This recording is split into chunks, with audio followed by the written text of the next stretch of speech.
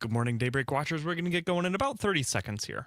Show from 2 to 5. Settle into the evening with Nightlight with Pete Schwaba and Greg Bach from 5 to 7. Fresh voices, new perspectives, and the insight you need all day long on 92.7 WMDX. Finding support for my child with ADHD felt overwhelming. I didn't know which direction to take, but Understood.org's resources helped guide me. Now I have the tools I need to keep us moving forward. Visit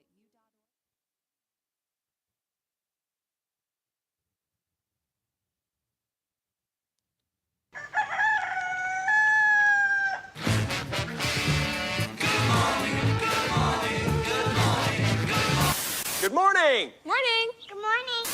Good morning. Good morning. We've talked the whole night through. Good morning. Good morning to you. This is where Wisconsin wakes up.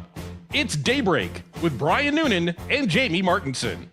Here are your hosts, Brian and Jamie. 6:06 right now. Thank you so much for joining us this morning. Happy Friday. We officially made it to the end of another week.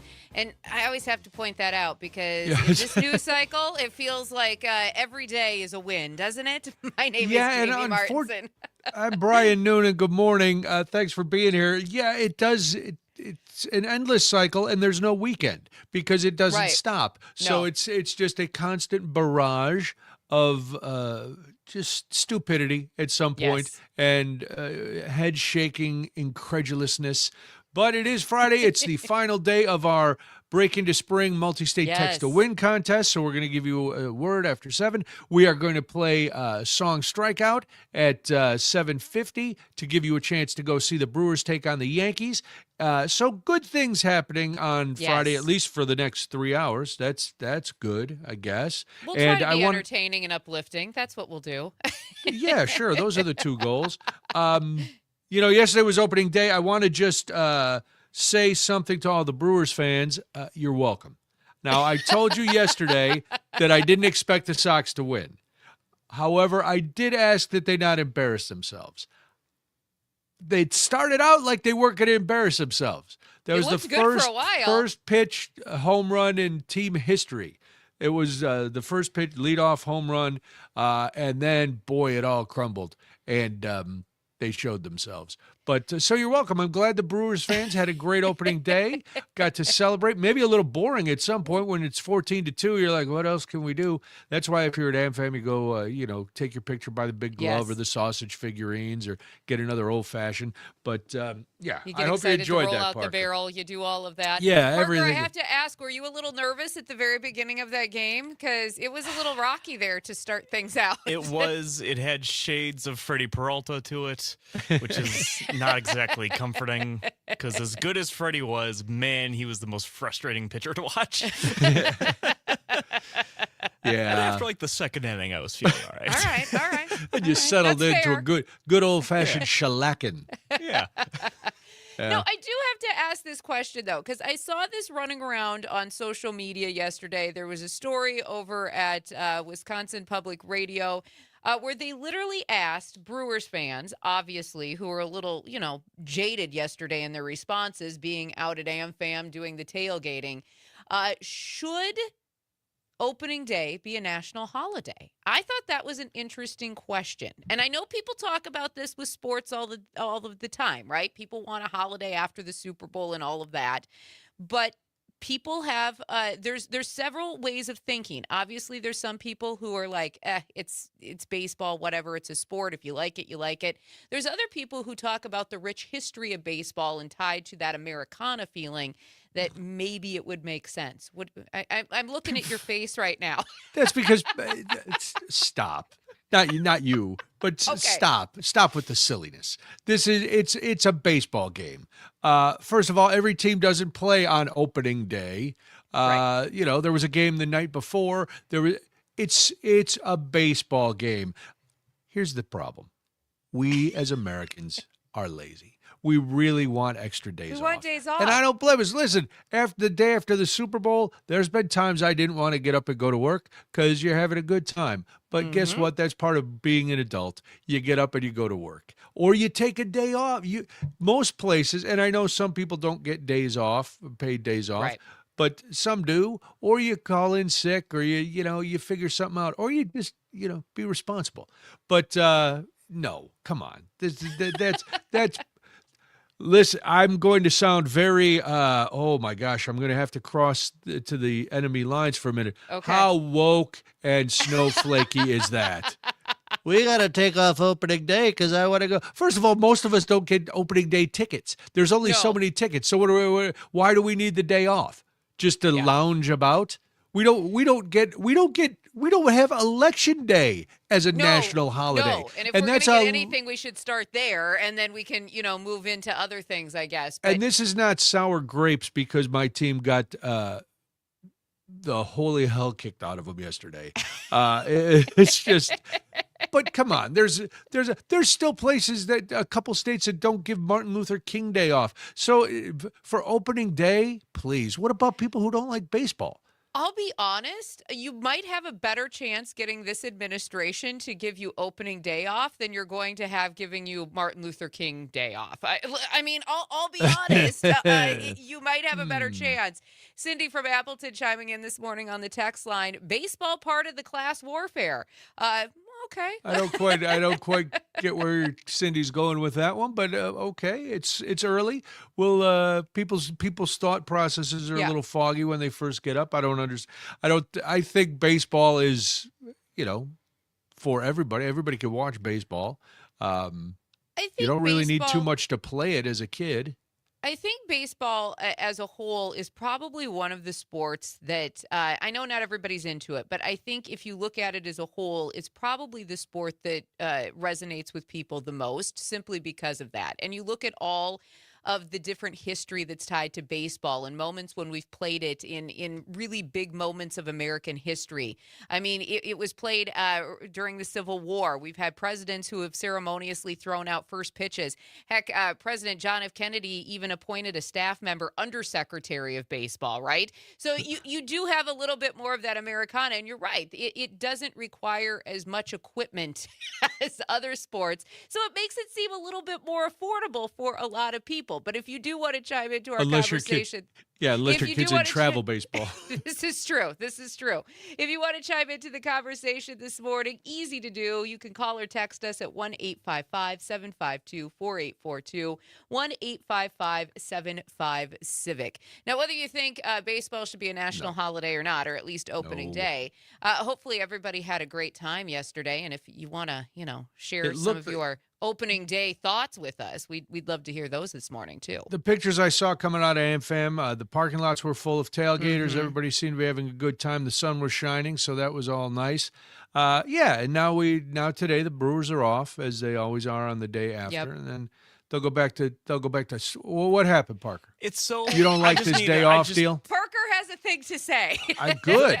The point of getting the day off after opening day is if the first day gets rained out and Correct. you don't start the season behind schedule already. Yeah. Remind me why Milwaukee can play every single day. Oh, yeah, the roof thing. There's a roof. Why do they need the day off? It's because so stupid. Every ballpark doesn't have a roof. Right. Yes, but you could change it for it's probably like a third of stadiums that have roofs now. Yeah. Okay. So what are you Those saying? teams shouldn't have to take the day off, and then because there's like no baseball today now. Listen. Does that make you upset, Parker? I'm very upset Okay. about Why it. don't you Yes, just I think the whole what- opening weekend is poorly managed. I'm not national holiday extreme, but Okay, it is good. not well managed. I don't think. Oh, because I could see Brian and you were going to have words if you were on the national holiday bandwagon. Oh this yeah, morning. no, but they need to. I manage know it better. Parker is young and open-minded, Brian. and he wants that kind of thing. Yes. But he also has a work ethic. He showed up during the blizzard. I know he's He not did. looking for just He a did. free day off. Mark, Frank's team didn't do much better No. yesterday. Frank is a Cubs fan, so Chicago It was a not bad a day for happy Chicago sports town sports. yesterday. Yeah. But that's all right. All right, here's another question. Okay. And we're still Cindy's saying it's big wages This is her to the class warfare. We'll jump back to that. Big wages, unaffordable to go to games. Yeah, ticket prices have gone up. It is very expensive, but that's why you look, and a lot of teams are smart enough to go. They're trying to do, and I know the Brewers do. I think it's on Sundays with the family days and the senior days, and they work out to try to make, because they do realize it's crazy expensive. It is crazy expensive. I think, though, in the scheme of sports, baseball is probably still, it's expensive, but it's probably one of the most affordable yet, though, if you look at what ticket prices to NFL games are, or even NHL games. It's interesting that Cindy says that, because there was a new report that came out this week that found that the average cost of an MLB game for a family of 4 this year is going to be about $226. That's assuming that you're going to avoid. That seems pretty cheap. Right. That's assuming, though, you're going to avoid the team shop, too, right? And this particular report ranked all 30 ballparks by the cost of 4 tickets, the cheapest available average across all the home games, 1 parking lot pass, 2 16-ounce beers, 2 20-ounce sodas, and 4 hot dogs. So the basics. We're not talking about, the peanuts, the cotton candy, and the merch. Not surprisingly, the LA Dodgers, the most expensive team to go see, $413. The rest of the top 5 include the Red Sox, the Athletics, who are now homeless. The Cubs, also on this list, cost about $314. The San Francisco Giants, also in the top 5. The Miami Marlins, by the way, are the cheapest team for a family of 4. Sure, because who wants to go to a Marlins game? Also in the bottom of the league are the Cincinnati Reds, the St. Louis Cardinals, the LA Angels, and the Kansas City Royals. I did look up to see where Milwaukee comes on this list. We're at 23 if you're in the great state of Wisconsin. So for a family of 4, about $178 to go to a game, which really, when you think about a night out at the movies for a family, it's not that far off. That's why you don't leave the house. That's the thing. Hey, Parker, Roger pointed this out, and I saw a couple posts on this yesterday that Euchre would have had a ball with this. They have a new pitching change sponsor, the North Shore Adult Diapers. What do you think about that every time a pitching change? If you need a quick change, get a North Shore Adult Diaper. Sometimes you need a change for the heaviest control problems. So it is. Yeah, and the White Sox poetic. had some control problems. Yes, they did, Roger. Yes. How could you not be romantic about baseball? I mean, it's I don't know if that's romantic at all. It also is a perfect. harbinger of bad news if that's the demographic for baseball viewers now. That we know you're sitting in your lazy boy pooping yourself, so don't worry about it. Grab yourself a North Shore Adult Diaper and stew in your own juice while you enjoy a great game of baseball. Hey, That is franchises very will sad. take the money wherever they can get them, and I can't blame them for that. No, I'm not And it's blaming them for interesting, that. actually. It's Anastasio was saying yesterday how much the Brewers lose with the new TV deal. Oh, They lose like $20 million because Wow. of the TV deal change. Yeah. that's bad insane. business then. It's not a good. Who negotiated that? Trump? Trump taking care of that for them? Getting all kinds of things. The other thing quickly about the Cindy's point. Everybody always complains about the prices and stuff. There's no guarantee. We're not guaranteed the ability to go to a game. The one thing about sports is you can access them without going to the stadium. You don't have to pay that kind of money. You can listen for free right here on the Civic Media Network to all the Brewers games. You can listen to the radio. You can watch a lot of stuff on TV without buying the subscriptions and without buying the big packages. And sometimes the experience is better, honestly, at home, because you don't have to sit through all the breaks. I love going to an NFL game, but man, oh man, it is much nicer when you're sitting at home watching on your Jamie, own that's TV. when I could put on my North Shore Adult Diaper and not have to worry about the crowds. Parker, it's time for a pitcher change. It's almost 6:20. It's time for a segment I don't change. change it again. I'm going to go change. I need a change, Parker. Don't forget the powder this time. Oh, no. It is 6:19 right now. You are listening to Daybreak. I am Jamie Martinson. All right, fun's over. Back to the news. Good morning. I'm Brian Noonan, and this is the Civic Media Network.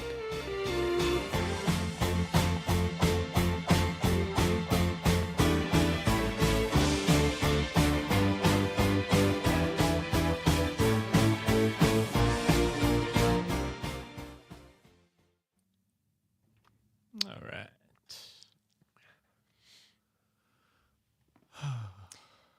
And speaking of sports, now we talk betting. Oh, yeah. Oh, right.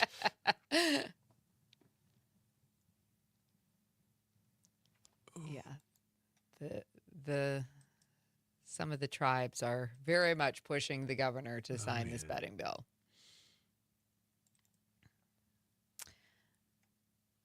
Mark from Prairie du Sac. What brand does Trump stew in? Nah, I don't know if we want to go there.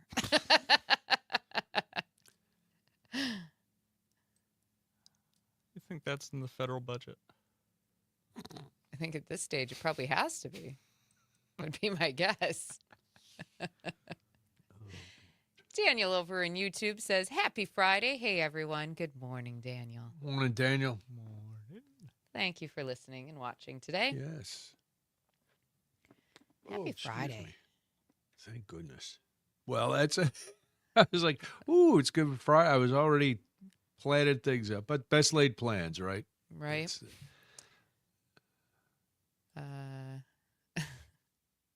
Yes, Alicia says, side note, PWHL games are pretty affordable. This is true. yes. There was a big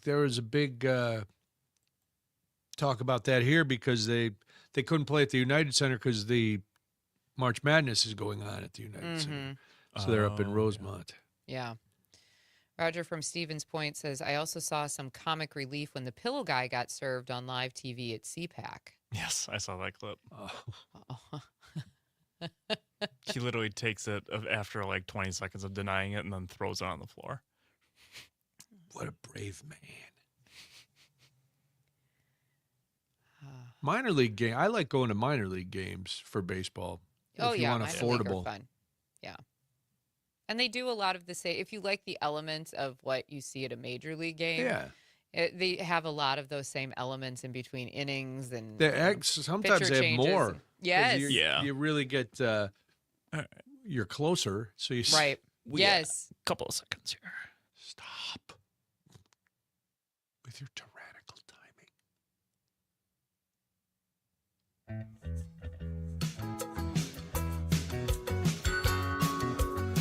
Local news, community stories, and the conversations that matter most. Now, more Daybreak with Brian and Jamie. Good morning. Thank you so much for joining us this morning. It is 6:22 right now. My name is Jamie Martinson. Good morning. I'm Brian Noonan. We are glad you're here. And anytime you want to get a hold of us, you can at 855-75-CIVIC, 855-752-4842. Don't forget the final day of our Break Into Spring multi-state text to win contest coming up after 7. And another chance for you to win Brewers tickets against the New York Yankees on May 10th. We've got a pair of club-level seats that we'll be giving away at 7:50. So all that is to say, now the fun stops. Now we have to get into the meat of the day, so to speak. So 8 of Wisconsin's 11 tribes are urging the governor to sign a bill that would legalize online sports betting, saying it would strengthen tribal sovereignty and boost their economies. But not all the tribes agree. So no matter who you are, if you're a Republican, Democrat, you don't agree. If you're the tribes, they don't agree. One is neutral.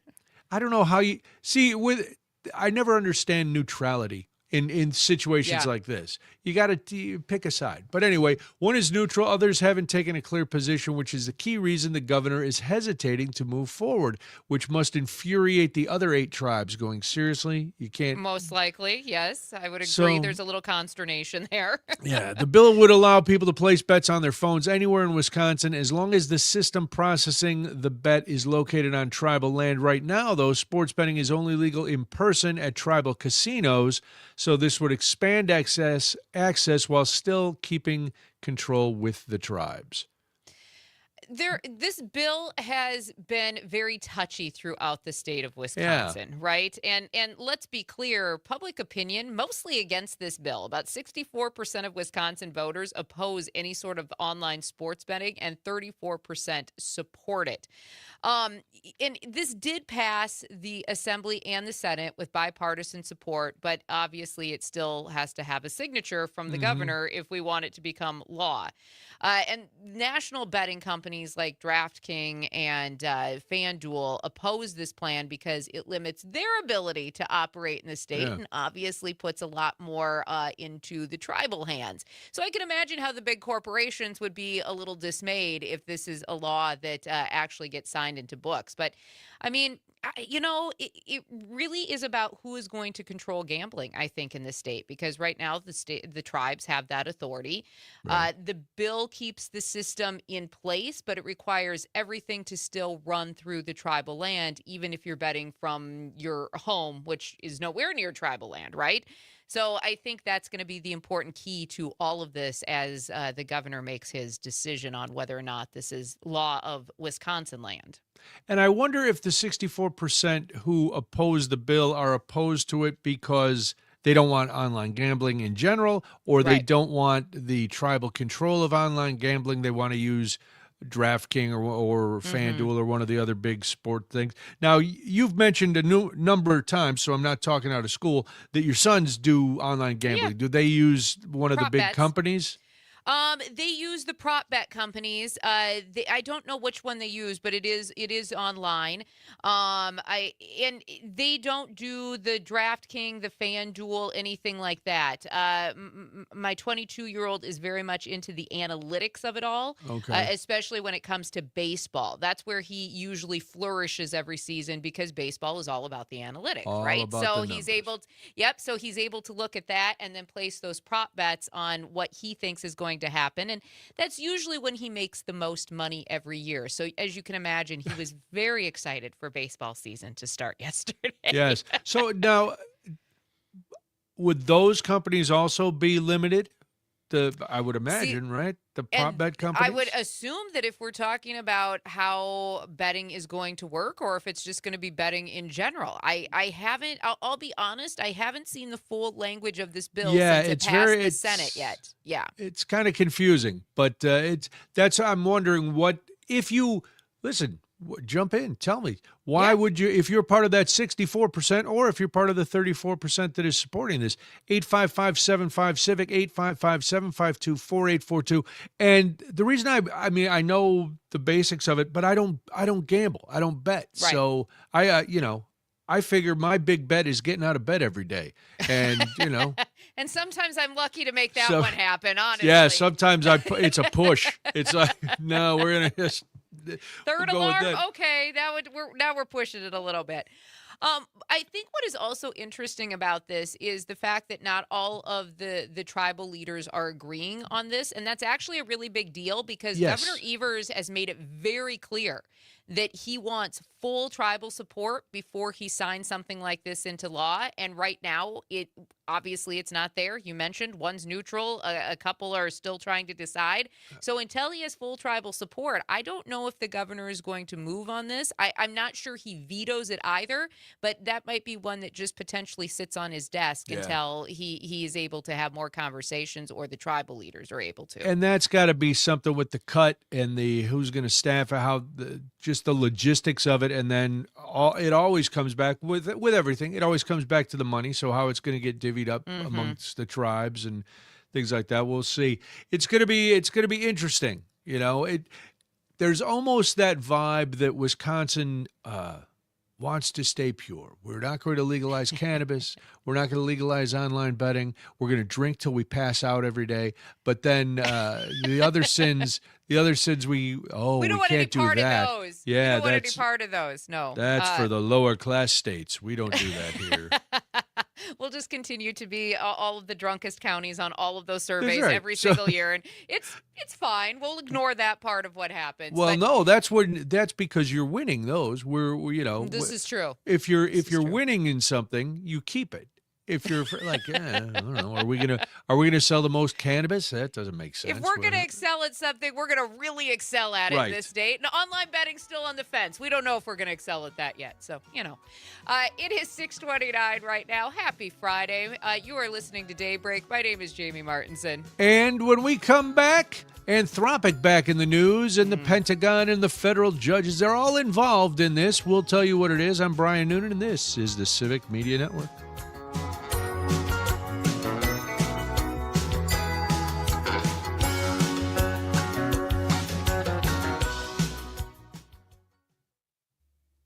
just would like to share that we are now 3 away from being able to stream on our own Facebook page. Sweet. Oh, Come on, baby. go follow us. We'll do Please, God. the beginning of this block. We can Sure. mention our socials. Socials.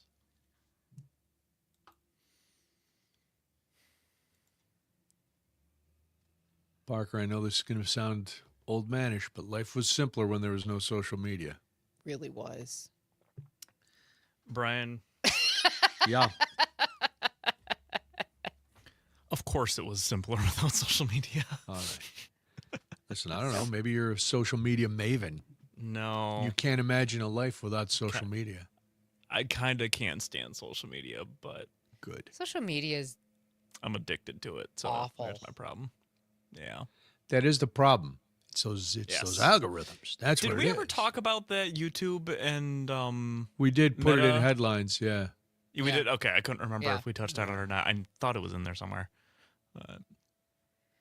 I have, because I'm also addicted to my phone. I have a thing where you can. It's good you could admit your addictions Oh, out yes. loud, though, Yes. Parker. It's That's the the first step. Admit you are powerless. Oh, I'm powerless. All right. You can make your phone become just black and white, and it becomes way less stimulating to your brain. Oh, I've heard people Yeah. do that. Yeah. Yeah, I've got that set up right now. I've had that. Is for it a less while. stimulating? It is less stimulating. Yes. Well, yes. So it's Everybody less- likes colors and flashy things. Mm-hmm. Black and white is not nearly as exciting. Yeah. That's why people don't want to read newspapers anymore. Yeah. Yeah, but it's throwback. It's retro, vintage, black and whites. This is true. Yeah. Oh, look at world leaders actually together in France. Oh, and we sent Rubio in his 2 big shoes. Of course we did. He might actually have his shoes that are too big on standing on with those other leaders. Goodness gracious.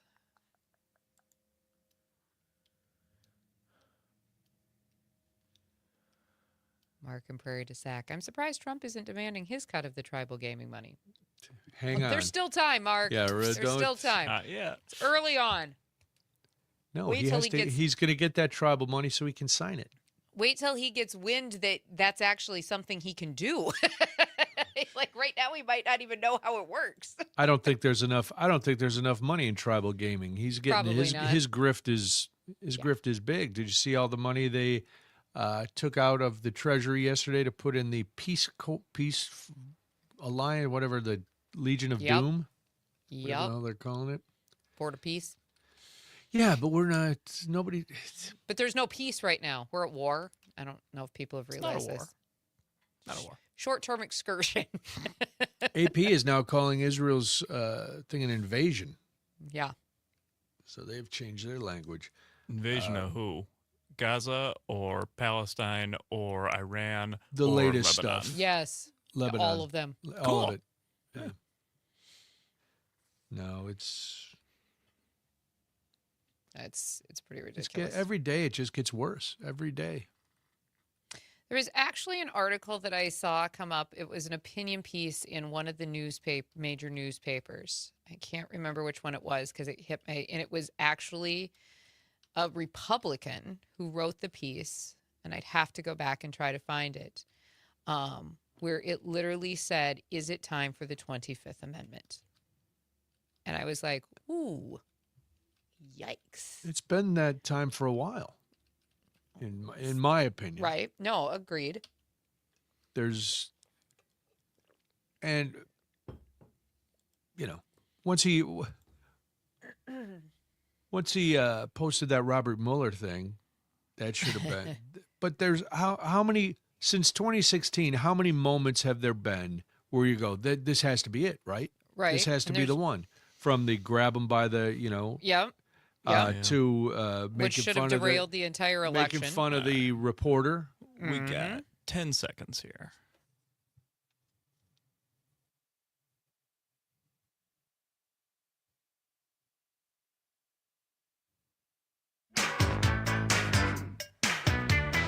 Now back to more of Daybreak with Brian and Jamie. 6:35 right now. We hope that your morning is off to a great start. If you're listening in Appleton and Oshkosh on WISS, or in Wausau on WXCO, or in La Crosse on WLCX, thank you so much for joining us this morning. My name is Jamie Martinson. Good morning. I'm Brian Noonan. Jamie, I know you are fixated on this. You are. We have. Jamie is No, I'm uber laser competitive. Focused on our social media. It's all the important things in life. Yes, listen, you got to have a distraction. That's the thing. That's just it. Right And now, if- it's a distraction. It's right, fun to see so- the number climb. So how is it going? Give us our daily update from our new social media We are at pages. 97 followers, and this is actually a really big deal over at Daybreak with Brian and Jamie, because once we hit those triple digits, then we can actually stream the show over on our own Facebook page, because there's algorithms, there's rules of how all this stuff works. So yes, it is a distraction for me. Here's the good news, Brian. Yeah. And this is the part that makes me the happiest. These Okay. people have all followed the page, and none of them have went away. We're not losing anybody either. Listen, I am old school Irish superstitious. I believe in jinxes. Don't jinx it. But listen, for Jamie's sake, folks, we need 4. Let's give us a cushion. 4 or 101. more people to please go to Facebook, look up Daybreak with Brian and Jamie. Give us a follow. Follow it. And then Jamie can go into the weekend only worrying about the mutual destruction of this country and the Constitution. So then That's she right. won't take something off her plate. That's right. Help a That's sister right. out. Then I'll have to find something else to focus on for a little Right. bit to take my mind off all of the stuff that's happening. At least it's baseball season now. So there is that. There's a draft coming up if you're a sports person. So weather's getting nicer, presumably anyway. So I'll focus on something like that. But I'm just glad Help to see we're almost Jamie there. out. Yes, we're almost there. If we could do it by the end of the show, listen, Oh, I'd be so excited. did I tell you we're giving away Brewers tickets? We are. So that it's not just us take. We No, give. we're This is a giving as quid well. pro quo. We'll do these contests.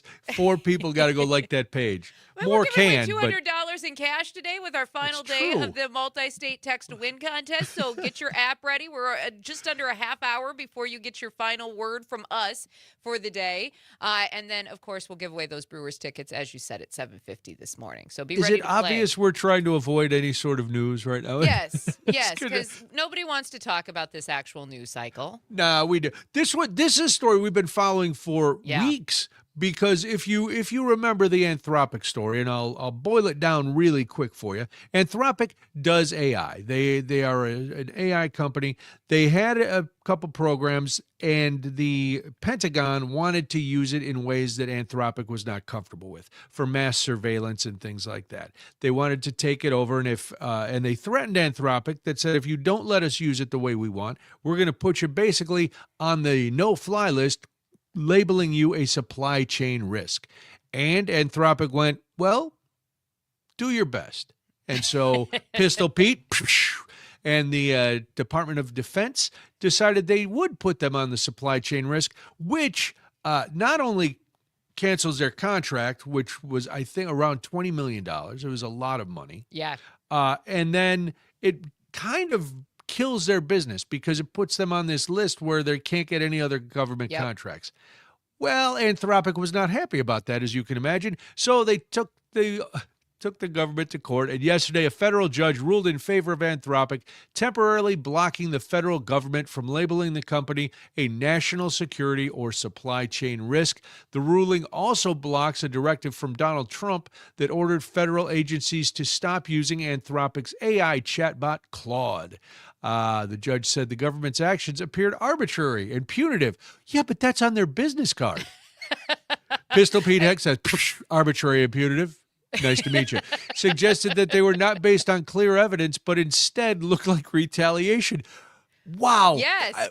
Based on this, I could be a judge because it was Right. so obvious to everybody else that was the way. She criticized the use of rare military authority typically used against foreign threats, calling it inappropriate to apply that kind of power to an American company. And she warned that labeling Anthropic as a threat could seriously damage or cripple the company by harming its reputation and ability to do business. Congratulations, federal judge Rita Lynn, for seeing the most obvious things in this case. What I think is interesting about this is if you're not aware of how what it means to be labeled as a supply chain risk, it's literally suppliers and partners who are put on this list when they introduce vulnerabilities that could interrupt operational, financial, or even reputational stability. And they're often categorized into tier 1, tier 2, and then these third-party vendors. And so to be added to that list is it's usually used, as the judge rightfully points out, and I'll say this again, for foreign adversaries. That's usually what it is. This is a company that is here in the United States. This is a company that has AI.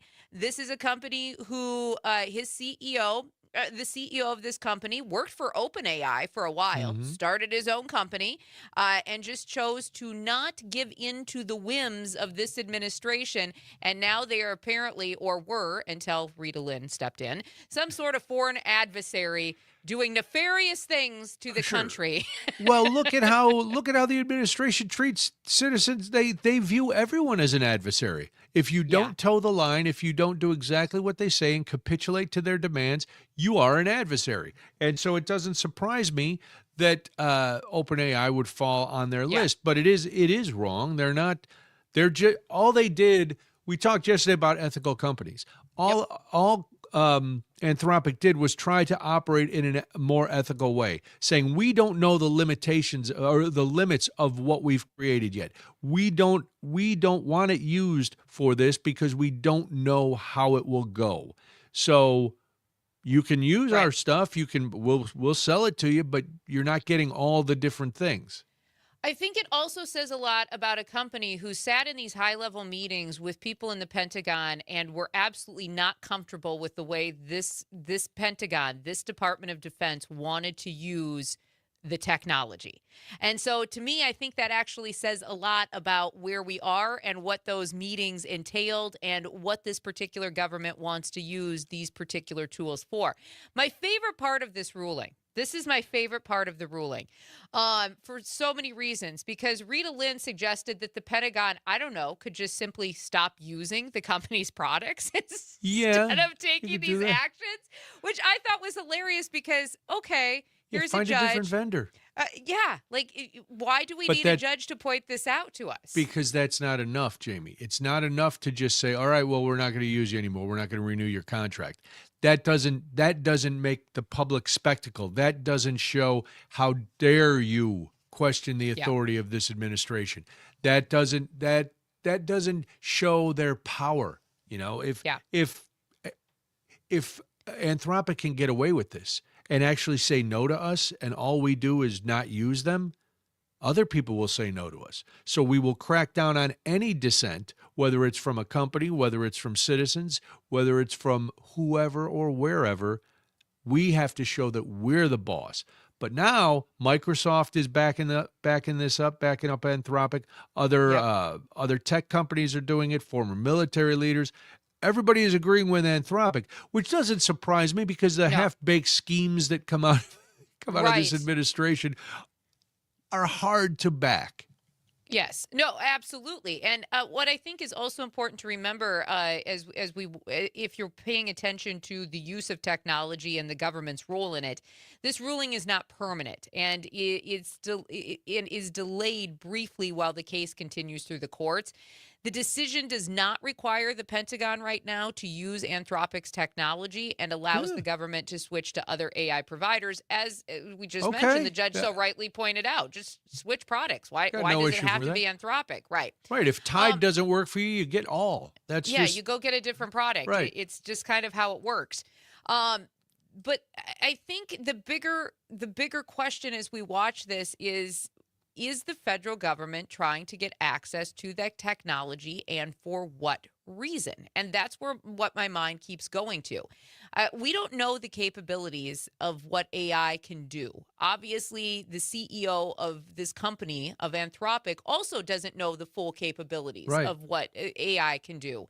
And it really bothers me that in the middle of a war, and this is just me connecting dots and thinking, out loud, but it really bothers me in the middle of a war that we're putting this much emphasis on AI. And that we're also targeting protesters who don't like ICE raids. And it bothers me that this is an administration who is so clearly hell-bent on getting this technology that they won't just use a different source. They will try to make a company become a foreign adversary before they'll just move on.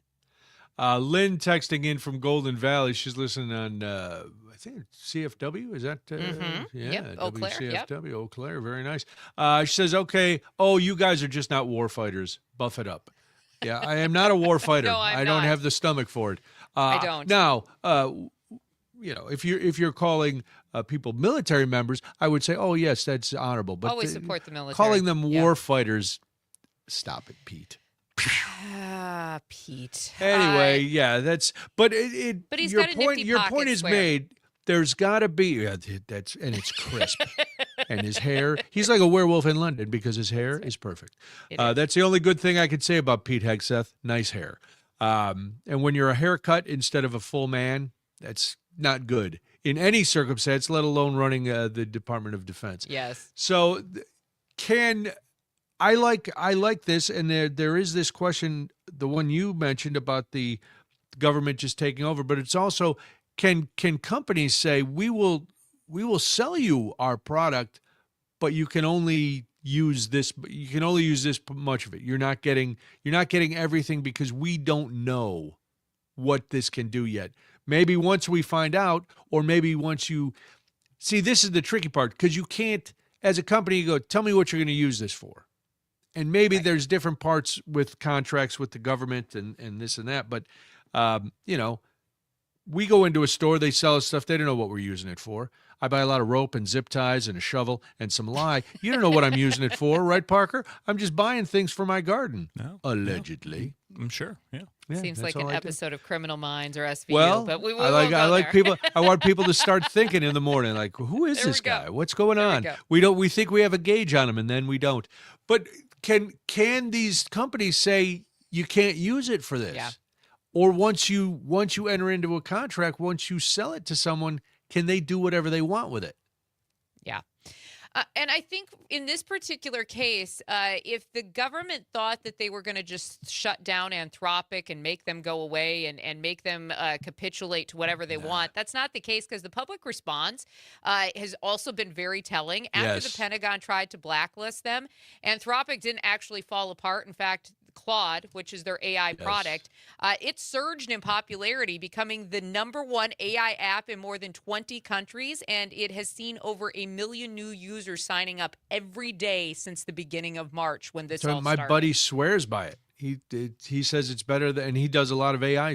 He said it's Sure. better than any. And I have no investment in Anthropic. So when I say that, it's not me getting, Right, right. right. I'm not part of this administration. I don't know how to get kickbacks and grift. We're not making millions for the things we say. Which is unfortunate, and that's for next We time have we good talk stuff. about our contracts. All right, so when we come back, Jamie, there's a theme in today's show, and it's there is. wagering. So are you ready to bet on the election? Pump the brakes, friends. It might not be legal. This is the Civic Media Network.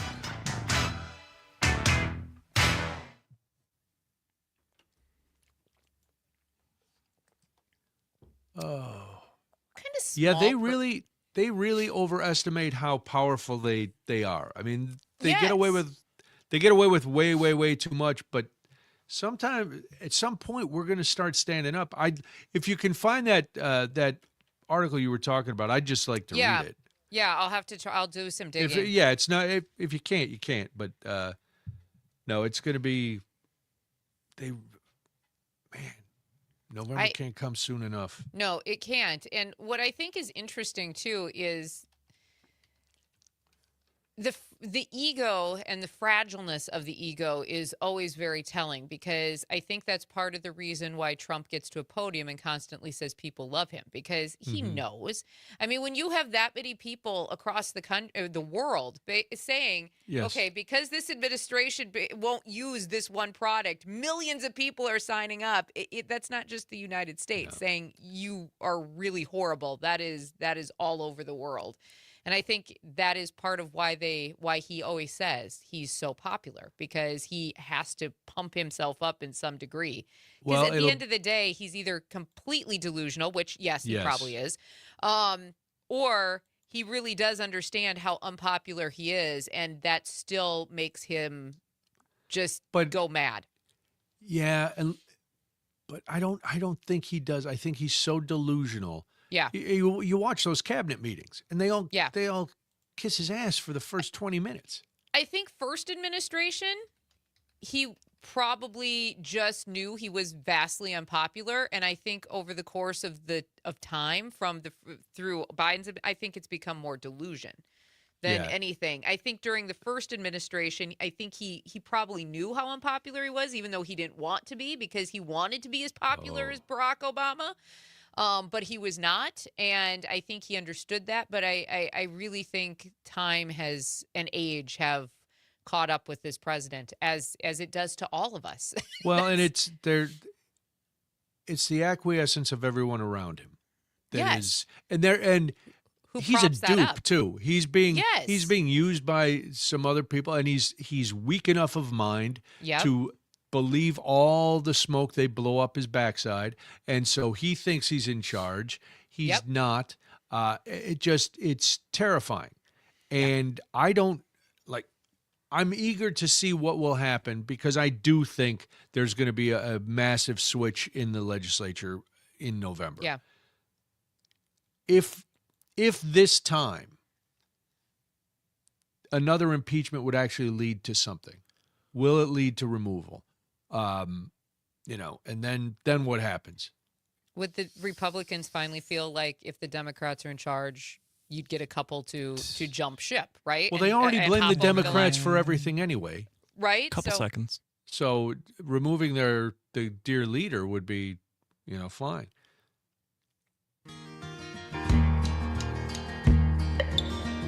From Lake Superior to Lake Michigan, this is Wisconsin's Morning Conversation.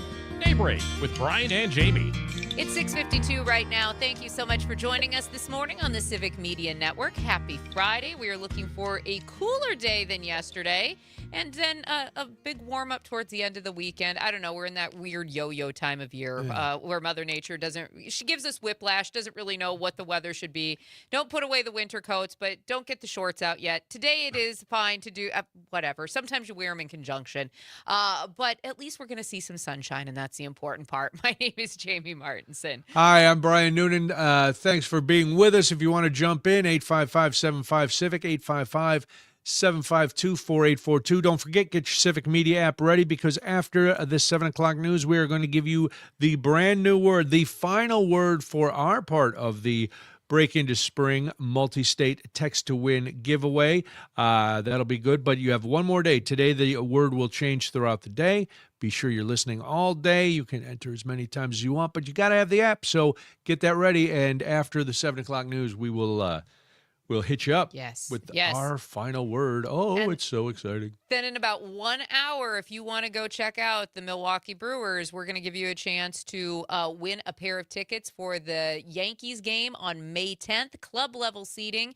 You got to be ready to call in, though, because we're going to play Song Strikeout. You can be a winner just like Troy was yesterday. Yes. And enjoy some fantastic seats at AmFam. Do all of the fun stuff, and you can have a day on us. So be about an hour when we play that game. All right, I feel like we're doing a show in Vegas now, because we've already talked about tribal online betting, now we're going to talk about betting on an election. This is, and people are laying down the over/under on how many betting stories we're going to do today. We set the line at 4. We're already at 2, so you place your bets. There's so much betting news in the look at that. headlines right now, all over the place. In Wisconsin, across the country, we've got people betting on wars. We've got people betting on elections. It's there's just a lot of money flowing, and I wish somebody'd share with me. Yeah, how about it? But if you want to bet on the election on April 7th, no, don't do that because it is not legal. According to Ann Jacobs, she's the chair of the bipartisan Wisconsin Elections Commission and an overall killjoy who doesn't want people betting on elections. No, I'm kidding. And she took to social media this week to remind residents that doing so could result in your ballot being thrown out. This is her post on X, formerly known as Twitter, or Twitter, currently known as X. Wisconsin friends, I know it's all the rage to bet on everything, but you cannot bet on an election in Wisconsin.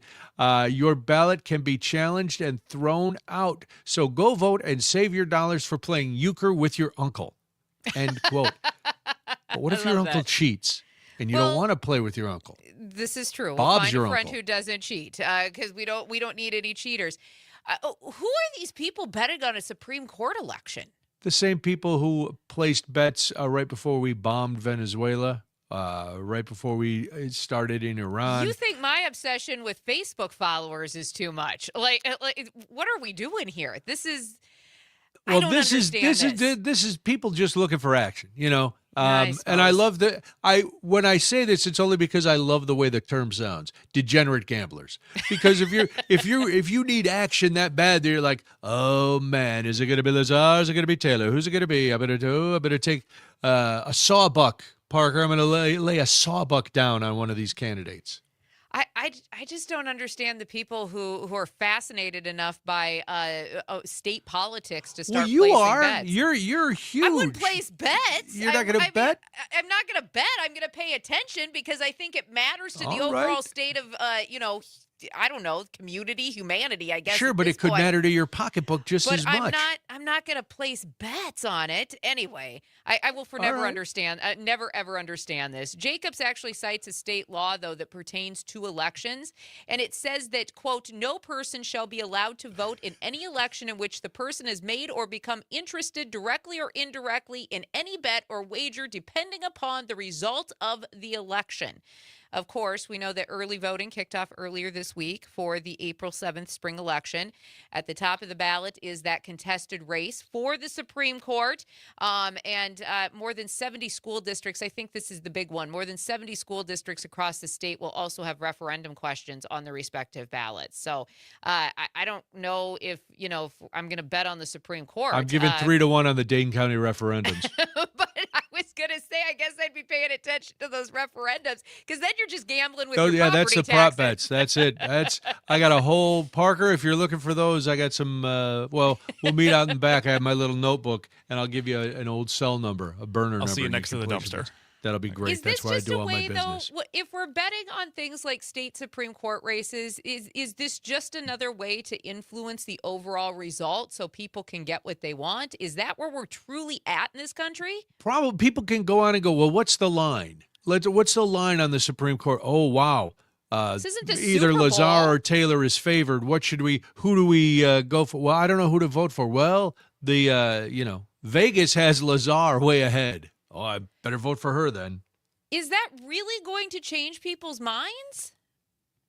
People's asking the minds are questions. weak. People's minds can be. Listen, there's a lot of people who Well, this still president got believe elected a second time, so yeah. Right. They're all wearing the same hats and, merch. So, yes, people's minds can be influenced by all kinds of unusual things, let's say, in a diplomatic way. Yes, I understand. And here's the thing. I will forever be one of those people, again, Pollyanna, rose-colored glasses, whatever you want to call me. But I will forever believe that elections should be free, fair, and based on the will of the voters, not by some line that Vegas has drawn up. What a beautiful sentiment. Aren't you just all-American girl? Are you telling me to go back and focus on my Facebook followers? Is that what you're telling me No, this I'm morning? telling you, Okay. lay some money down. Get with the program because, unless the SAVE Act is defeated, free, fair, and, focused on the issues, forget about it. It's a battle to the end, so you might as well make a little cash off it. No, it just feels gross and dirty. It's 6:59 right now. This is Daybreak. I'm Jamie Martinson. And I'm Brian Noonan. When we come back, you'll get your new word for the multi-state text to win contest. And we're going to talk what could be the biggest protest in U.S. history tomorrow. We'll do all that after this on the Civic Media Network.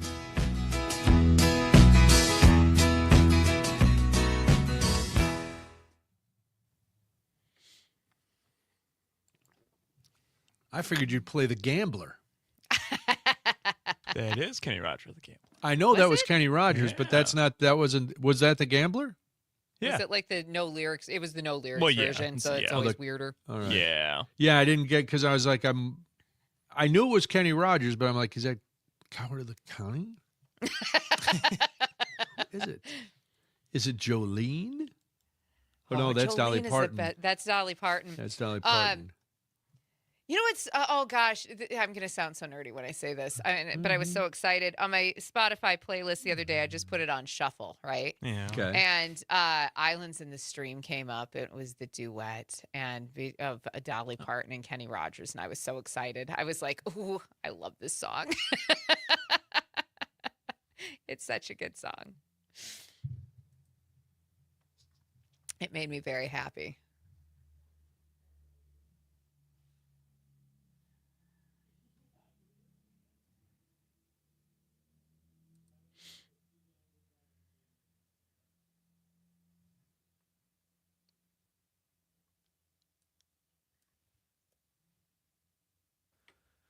All right, folks, we've got James Kelly on the phone line here. Hello, James. How are you this morning? I'm good. How you guys doing? We're good, great. James. Thanks for jumping on with us. Oh, of course, anytime. We've got some housekeeping to do with some really brief headlines, and we've got to obviously give our text a win word, and then we will come to you. All good. Cool. How are things in the Chippewa Valley? Oh, things everywhere are a little crazy from time to time, and then there's other days where it feels like nothing's happening at all. This is true.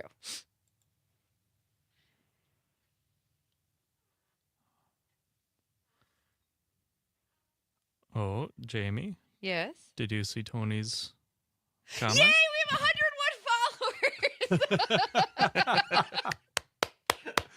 Fire up the stream. Here we go. Oh, boy. That's it. Our work here is done. Now I have to find something else to Show worry about. over. I am Big milestone. It is. Yes. Now we can stream on our on our own Facebook page. We can now Oh stream. my now. goodness. We started from scratch with 0. And look where you're at now. That's right. Yeah. 102 now, says Tony. Here we go. Let's keep rolling. Sometimes begging does help. It does. Folks, See? we are so pathetic. Please. Jamie I can think it's only called think about promoting this. when you're on this side of it. Oh, That's that's a little all bit right. of Yeah, that's promoting, true. a It's little bit of marketing begging. and promotions. It is. Feels a lot like begging, but Oh, we'll come on dress now. it up. Frank has to be super excited, too, because that means we can actually stream over there. I mean, Holy cow. And just when I thought the weekend was going to start off as a dud. John says, do I get a prize for being 103rd? Oh, John, we blew our wad of prizes for this text to win and these Brewers tickets. I'm sorry. But get John, the, you could try to get in on the game at Yes. 7:50. And you get the prize for do. seeing all of the great content that we'll put over there. And we'll give you a shout out. We will. On your deathbed, you will receive total consciousness. So you have that going for you, which is nice. You know where that's from, Parker? what? That's from Caddyshack. Oh, damn. Yeah, damn. Damn. That's on the list. See, folks, this is what we have to deal with. Multi-generational team players here. Yeah. I should know. That upsets me. there are ones that I'm like, damn, I really should know that. That one you should know. I'm waiting for you to throw out some young references that I might not No. get. No. Other than No. that It's not. Selena John says- Carpenter stuff from yesterday. John says winner chicken dinner. So I'm hoping that means he either followed us or, he's hoping for a prize later. Yeah, Or he it's a wants to get Fortnite it. reference. Or it could be a Fortnite reference too. Oh. Yeah, that's true. See, there you go, throwing the young person stuff at us. But that's they co-opted that. That's winner chicken dinner has been around for decades. Ever since there was chicken that we was eating for dinner. That's right. Oh And god! people were So, betting all on right, so I'm elections. watching a YouTube series right now. These guys, they don't speak they speak a little Chinese, and they're trying to go from the most southern tip to the most northern tip of China without maps, Oh God! or without translation. Oh wow. And it's Okay. it's fun to watch. And they were eating. They got a bowl of chicken yesterday, and one of them in China it's a little different. They give you the whole chicken. Yeah. And one of them holds up the head of the chicken and goes, "Do you think this is a drum or a flat?" Oh my god. Ooh. That's not what I was expecting. No. I keep you on your toes, James. You I used- always do. That's a fact. I used to have these guys that came in and did like an overnight food thing, the Insatiable Insomniacs, and one night they brought in chicken feet, Oh. and it was the most repulsive thing. But Yes. I had to try it because Oh, okay. We have 10 seconds. I want to hear how it was after this. gotcha.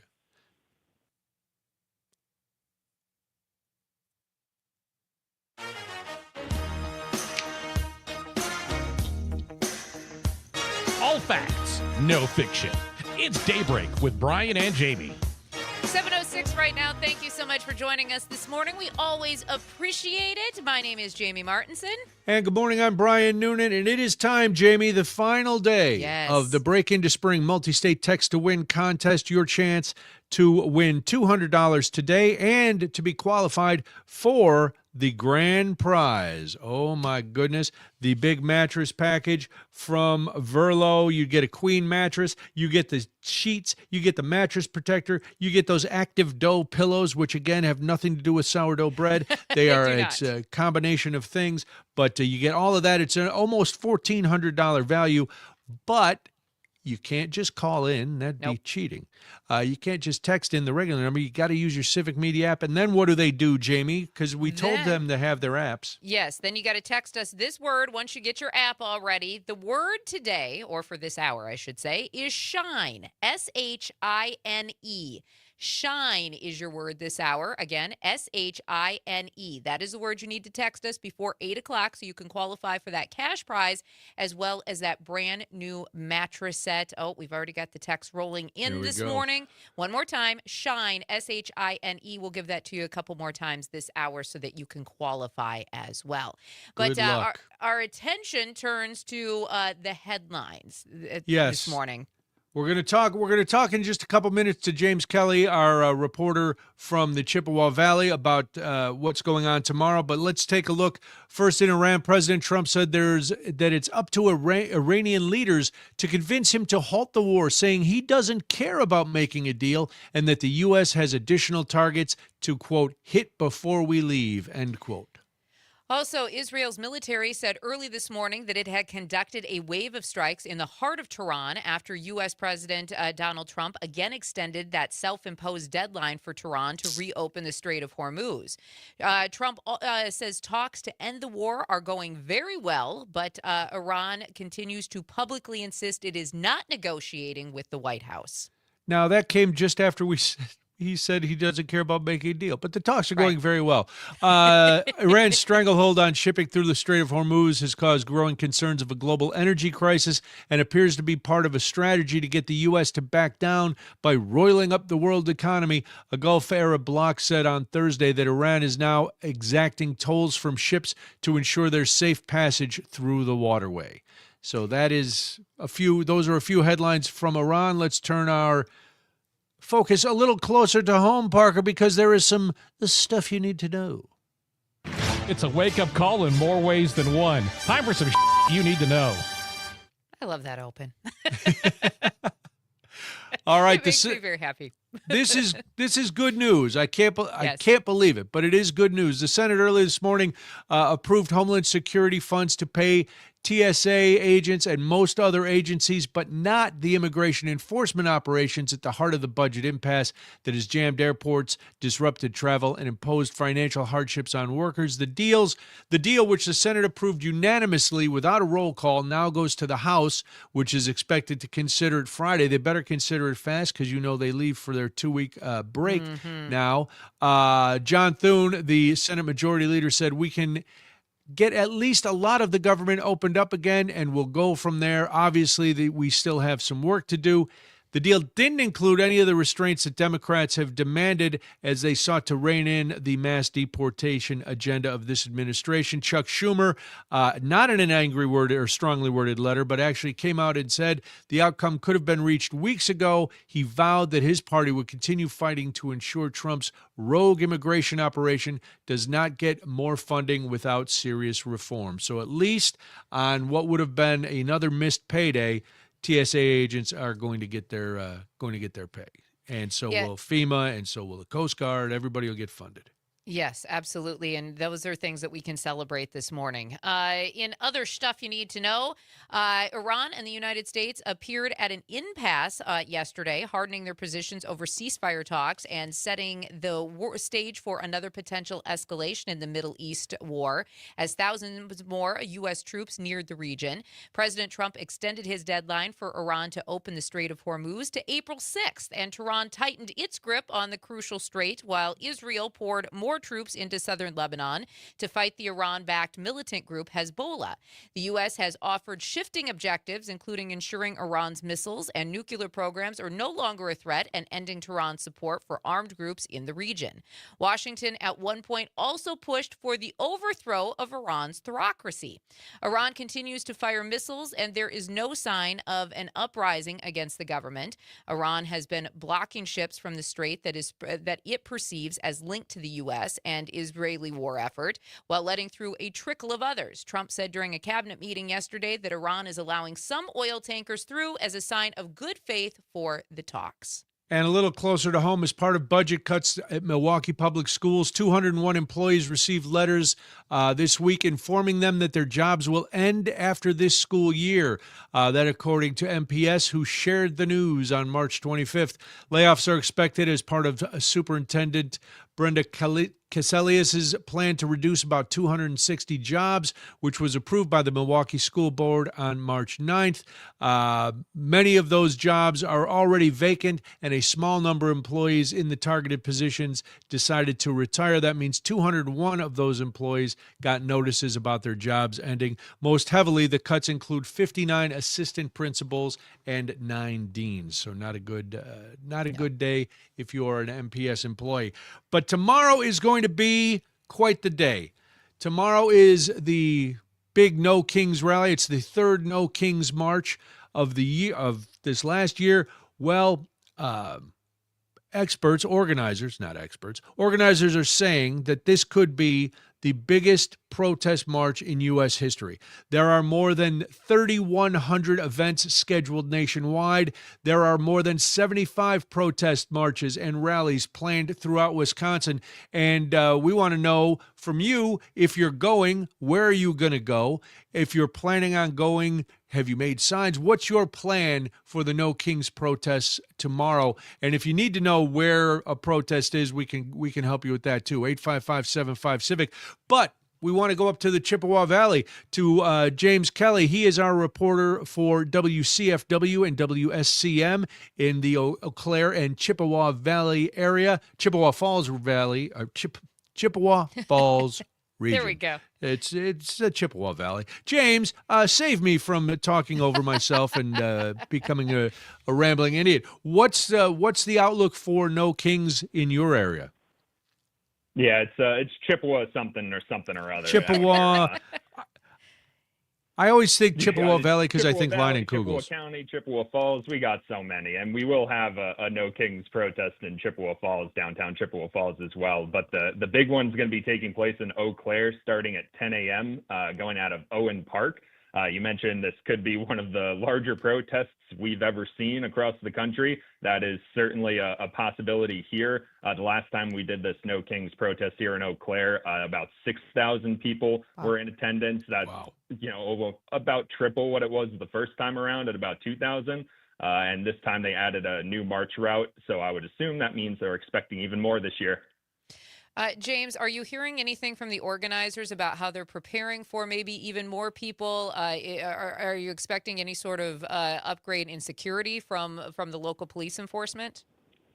Yeah, they've worked pretty closely with the Eau Claire Police Department in the past to kind of ensure that everything is running smoothly and there's not really any conflict between counter protesters. The last time around, it's interesting, there were less incidents of people kind of going at each other during the protest the last time than the first time, despite it being a larger event, which I thought was interesting. The first time around, there were some people honking their horns, sharing some interesting language out their window as they drove by. And I even saw one woman hanging halfway out the passenger side of a truck carrying a Trump 2024 flag, which seemed incredibly dangerous. So I'm glad that didn't happen the second time around.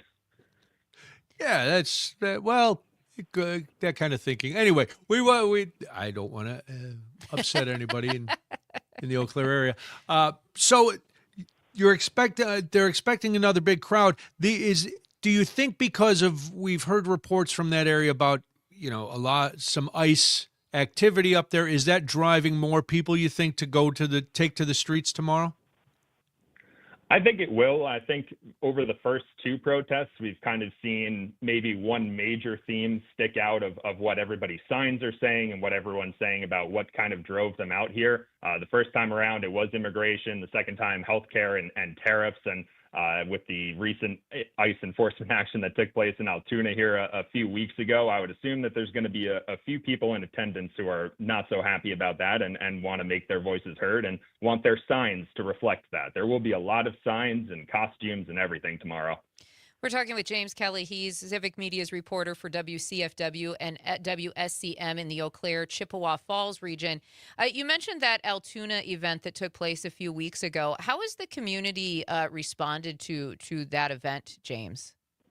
Well, there was a pretty big turnout at Altoona City Hall at the meeting just after that. A lot of people were looking for answers about the involvement of local law enforcement in the incident. Their claim is that they were kind of just in the area. ICE told them that they were going to be conducting an enforcement action at a local construction site, and they responded to a local school just in case there were any complications. The individuals who were the target of the enforcement action ended up hiding in a nearby house, and local law enforcement was called when the owner of the house didn't really feel comfortable dealing with immigration enforcement. So they did end up being involved in taking those individuals into custody. So there was a lot of questions about how much involvement they really did have in the incident. That's some questions that are still yet to be answered about that. But so far, it looks like most people are going to have a pretty significant focus on that specifically for this No Kings event.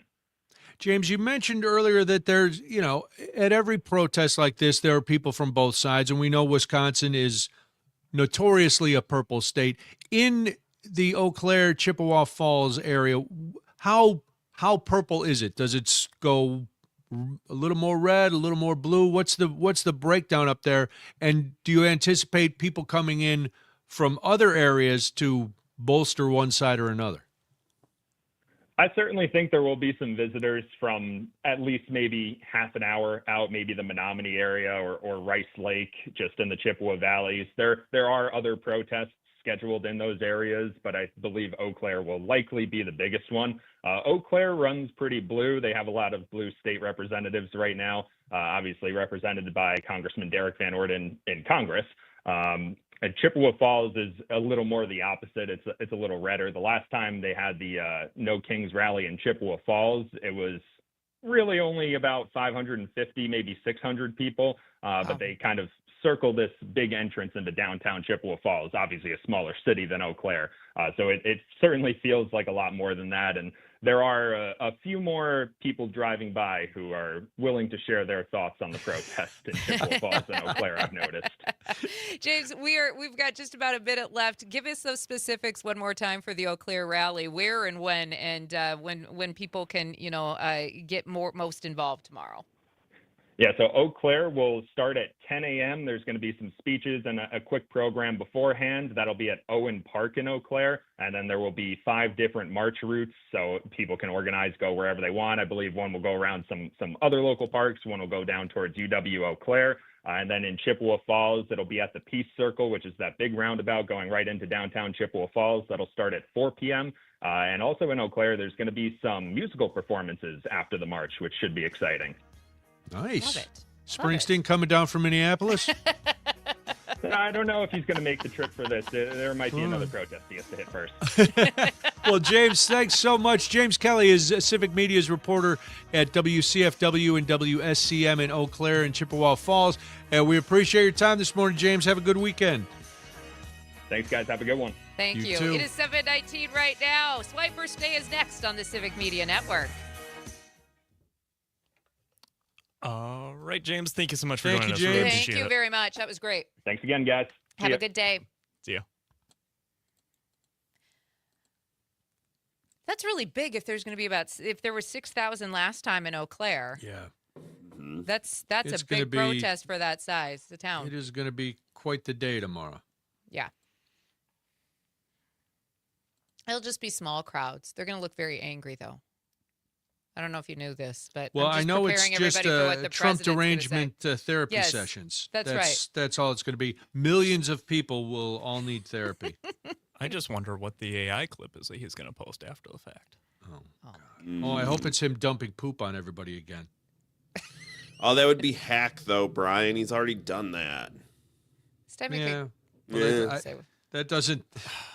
I wonder if he's going to Would play. it surprise you that he was No. hack? Okay. I wonder if he'll play it into like being pro-Iran people. Yes, probably. Oh, sure. Millions of people. Yeah. Anti. hate America. They hate America. We hate Israel. We hate everything. No, we really just hate you.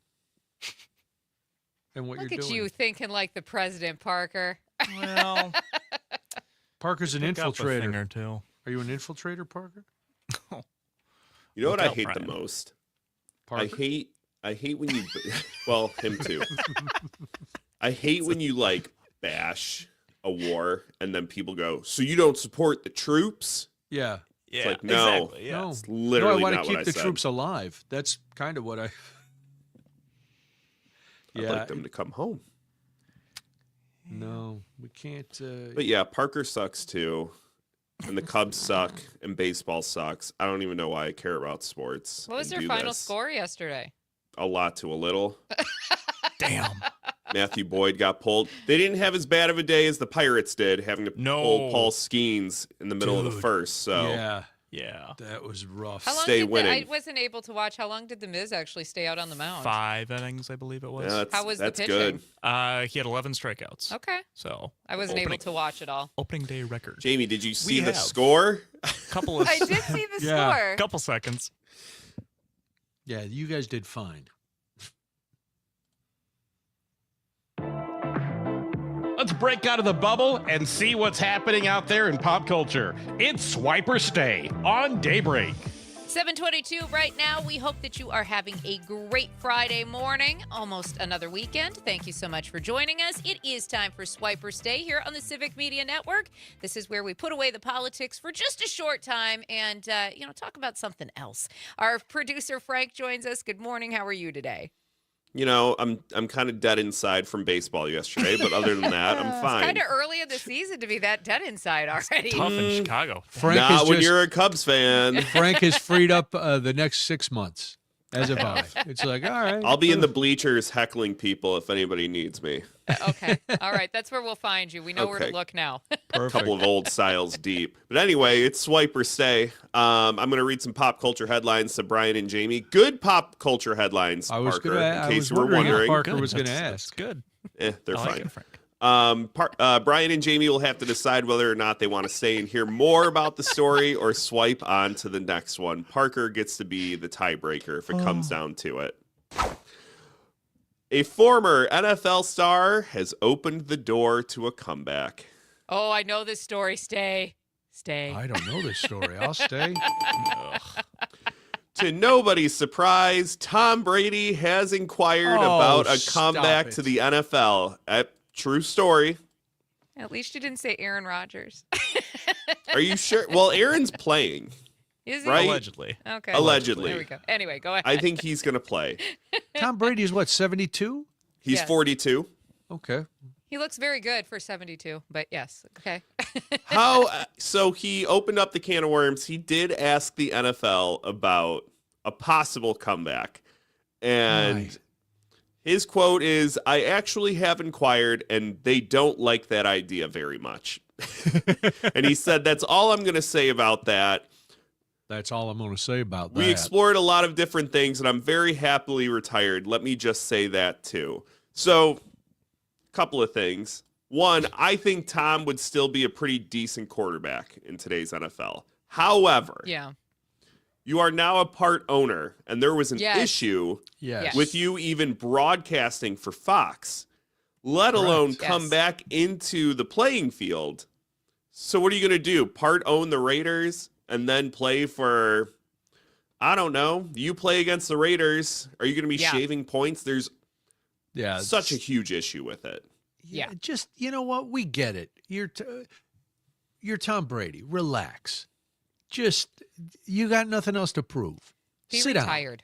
Yeah. Be retired. Yeah, be retired. Be Keep on, your, be make on a lot of Fox money every weekend. broadcasting. Yeah. Make Yeah. a lot of money. Be pretty. You're seeing the tabloids every other week have you out with some smoke show Kiss, that kiss you're your kids allegedly on the dating. mouth. Alex Earl was the latest one. Go look her Yes. up if you don't know what she looks like. I think you're doing just fine, Tom. Yeah, Tom, you got this handled. Although us- I will say the one thing that Tom Brady is not as good at as I think everybody was hoping he was going to be is actually being in the booth. Like he's got a specific role. He really has a specific role in the booth, but there are players who have done that job much better than Tom Brady has. But I think Romo has gotten so bad yes. that Tom looks really, Really good now. good. I think Yeah. he's doing better. But like I do Greg agree Olsen. with you, Jamie. Oh, Yeah, I Greg like- Olsen is Greg I Olsen like is Greg. right. And not just because I share a name. Jamie, I thought you were going to say he's not as good at being a husband because of the divorce, but Wow. No. Ouch. Story sorry. two. I'm sorry, Tom. I love you. You're still my favorite. We have upcoming movie star fought for a rule on the set of the movie about to be released. Upcoming movie star. Yes, star of an upcoming movie. Star of an Brian. upcoming movie. Upcoming All movie. right. Yeah, Okay. listen, But Frank. she is an established star. All right. Okay. I'll say stay. I hope it has something to do with an intimacy coach and inappropriate fondling. I'm going to stay. You're going to be very disappointed, Brian, as you always are.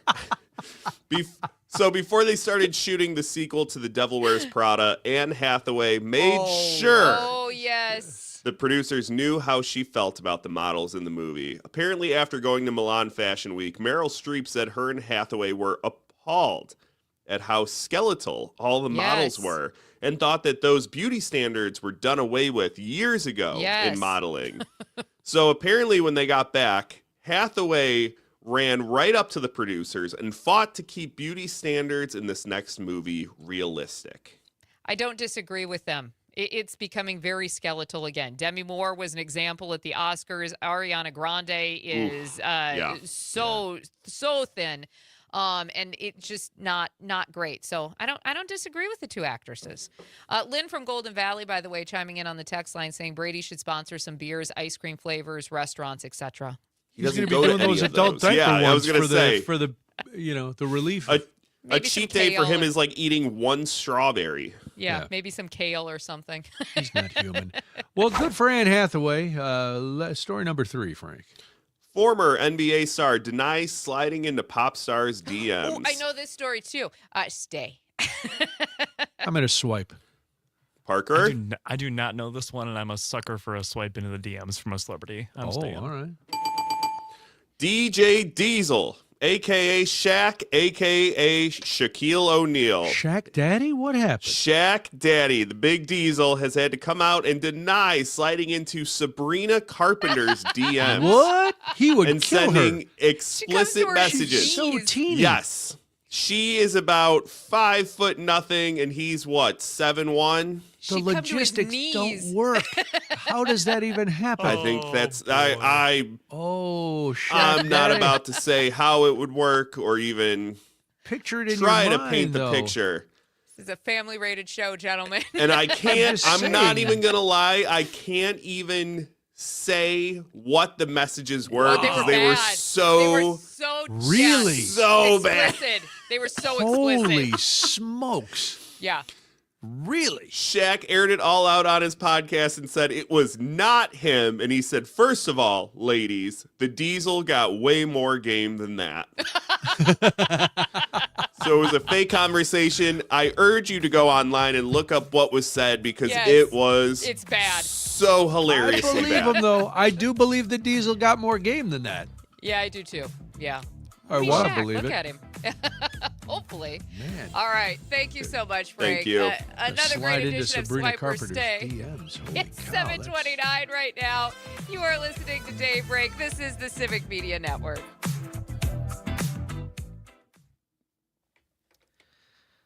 It's not one of those Sacramento women. That's why he's excited about it.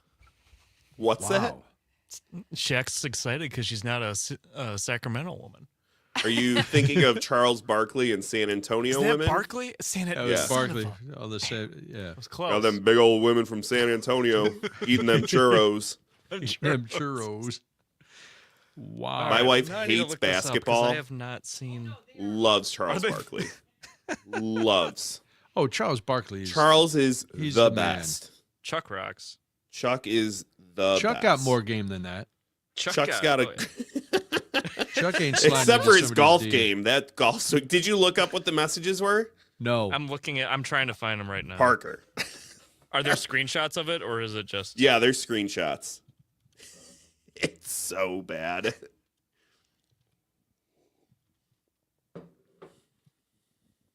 Who released this? I don't even know who dropped it. What did the fake DM say? Do you say what I? You see what I mean? Like I can't even repeat them. No, that's probably best. You Oh, can't damn, handle baby. Big Diesel. Yeah. That's not a scent I would want to wear. No. This is very clearly fake, but man, that's funny. It's so funny. Also, did you guys see the Drewski skit What? No. where he dressed up as Erica Kirk? Oh God. No. Look it up. Yep. Druski. Drew Scaring Kurt right at top. God, who is his makeup artist? 'Cause That's what everybody's it's saying. incredible. It's incredible. He did it with doing the redneck at the NASCAR. The thing a NASCAR couple one years is ago. my favorite. Yeah, that one's good. That. Oh my God. That's a look. Wow. I saw something where she sent a cease and desist and threatened to sue for defamation. Drewski's like, you forgot. This is parody, and parody is Yeah. protected. Ha ha. Oh. Sorry. But I urge you to watch it. It's wild. Well, I have it up. I will watch it during the 8 o'clock news, perhaps. Yeah, Jamie, that's crazy. What? The check. Yeah, but facts. The big Diesel. If you're just sending facts in your DMs, what's Parker, you might want to take some pointers from this DM. Actually, clearly, yeah. God, Big- I'll never. My Big favorite, Park don't got game? dude. I still think about Big Park this. got nothing on Big Diesel. When we were sitting at that hockey game and that group of girls walked past us and Jamie was so appalled by the strength of their perfume. Oh my God, it was so bad. And Maybe looks over because I kept joking like, Parker, what about this one? What about this No. one? And Jamie No, you looks could do so much better. Jamie looks and goes, he can do way better than that. Yeah, Wow. way better. Woman on woman hate. Like if It the was first like- thing, Looking out for your dog. like I am all about perfume and I'm all about smelling good. I wear it every single day, but if it enters the room before you, Jamie Then was you- not having it. then my like my whole face she was swelled up. I was miserable. I went to college with a guy that smoked a lot of cigarettes and used roughly a bottle and a half of cologne a day. Oh, dude, no. That was the guy that Horrendous. sat next to me at the Blackhawks game I just went to. He just Oh, I really? just smelled his cologne the entire time and then saw him vaping in the bathroom. And I was like, come That tracks. on. Dude.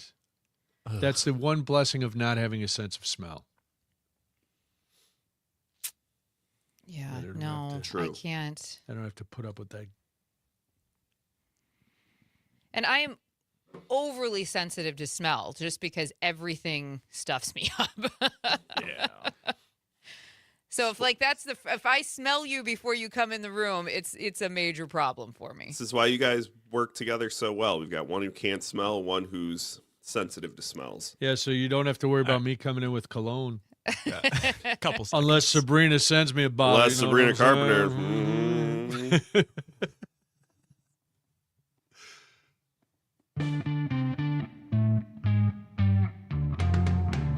Wisconsin wakes up here. Back to Daybreak with Brian and Jamie. It's 7:35 right now. We hope that your morning is going well so far. Thank you so much for joining us. If you are in Wisconsin Rapids, listening on WFHR, or in Hayward, listening on WBZH, in Madison on WMDX, we are glad that you decided to join us this morning. My name is Jamie Martinson. And good morning. I'm Brian Noonan. Glad you're here. If you want to get involved in the program, 855-75-CIVIC, 855-752-4842. Jamie, we are in the final stretch of our participation in the Break Into Spring multi-state text-to-win contest. It took me till the 10th day, the final day, to get the title of it absolutely correct. It's a long title. It's wordy. All you need to know is you need to text us a word. You could win $200. You could win a grand prize of a Verlo Queen mattress set valued at almost $1,400. But you can't just text our number. Jamie, I know you like to give the word because you get to spell, and it reminds do you of get your to many spell. spelling bee championships. Makes me so happy. So Thank you. you're very I do get to spell. And yes, thank you. You have to use your Civic Media app. The word this hour is shine. S-H-I-N-E. Shine is the word that you need to text us before 8 o'clock in order for you to qualify for those great prizes that Brian was describing. Shine. S-H-I-N-E. But that's not all, Brian. And thank you, Ray, for being so on the ball this morning, for getting that word in as soon as I said it. We are also going to give everybody a chance to win some tickets to see the Brewers play the Yankees coming up in like 15 minutes, less than 15 minutes. So be ready. We need you to call in, because you have to to win these, not just call in or not just text in and hope maybe we pick you. No, you have to earn these tickets. It's a fun game. Troy played yesterday. Troy won in the first round. Boom. He's a big winner, and he had his tickets within 10 minutes. Yes. So just have your MLB, your ballpark app. Yep, your MLB ballpark app. You got to have that ready. You have to remember your email address that you signed up with. That's the key to that one. That is the key, because that's how we'll get you the tickets, and they get to you right away. But you also need to call in so you can play, and you'll get. Yes. Now, Jamie undersold it, I think. You said just 2 tickets to the Brewers versus the Yankees on May 10th, which is true technically. Yes. But these are not just random seats. No, these are great seats. These are club level seats at AmFam Field, which means you're going to get that little higher view. You're going to have the seats where if you use your ballpark app, you can buy your food and they're going to bring it right to your chair. You get to see the sausage races from above. You get a full view of the entire stadium. And then if you look over to your left when you're sitting in those seats, you will get a nice view of Bernie Chalet and see him hanging out up there too. Fantastic. I saw one of our bosses, and I'm, I'll speak out of school. What are they going to do? Fire me? One of our bosses took the day off yesterday, went to the game, and was sitting in those seats. And I saw the pictures he posted from those seats, and I was like, Oh man, I wanna win those tickets. They're good seats. The club They're level really seats are a nice. lot of fun. Really nice You seats. get a really great view of the ballpark. It's a super fun atmosphere to check out the game. So again, that is coming up at 7:50. So now we're about 10 minutes or so away from you being able to call in and have a chance to play our really fun game and win that pair of tickets for the Brewers and the Yankees. May 10th again is that game time. So And while yes, you're we're waiting very to do excited. that, text SHINE on your Civic Media Yes. app. SHINE. Well, So while many we've got ways to win. While we've got a few minutes of levity, let's balance it out with a few more minutes of misery. That's how we do it here on Daybreak. We make you smile, and then we go, oh, hey, wait. We still live in America, and this is what's happening. The Justice Department and the Department of Homeland Security are close to an agreement to share voter registration data for immigration and criminal investigations, expanding how that data could be used beyond elections. Oh, that sounds nice, doesn't it? No. The data comes from voter rolls the federal government is trying to collect from states and could include sensitive personal information like partial social security numbers, driver's license numbers, voting history, and eligibility documents. The plan would likely allow officials to cross-check voter data with federal immigration databases like the SAVE system to identify possible non-citizens on voter rolls. They will not let this go, Jamie. So many non-citizens have been voting. It's the election process is sick with non-citizens. Well, actually, it's not. Because it seems like a big problem. They bring it up all the time.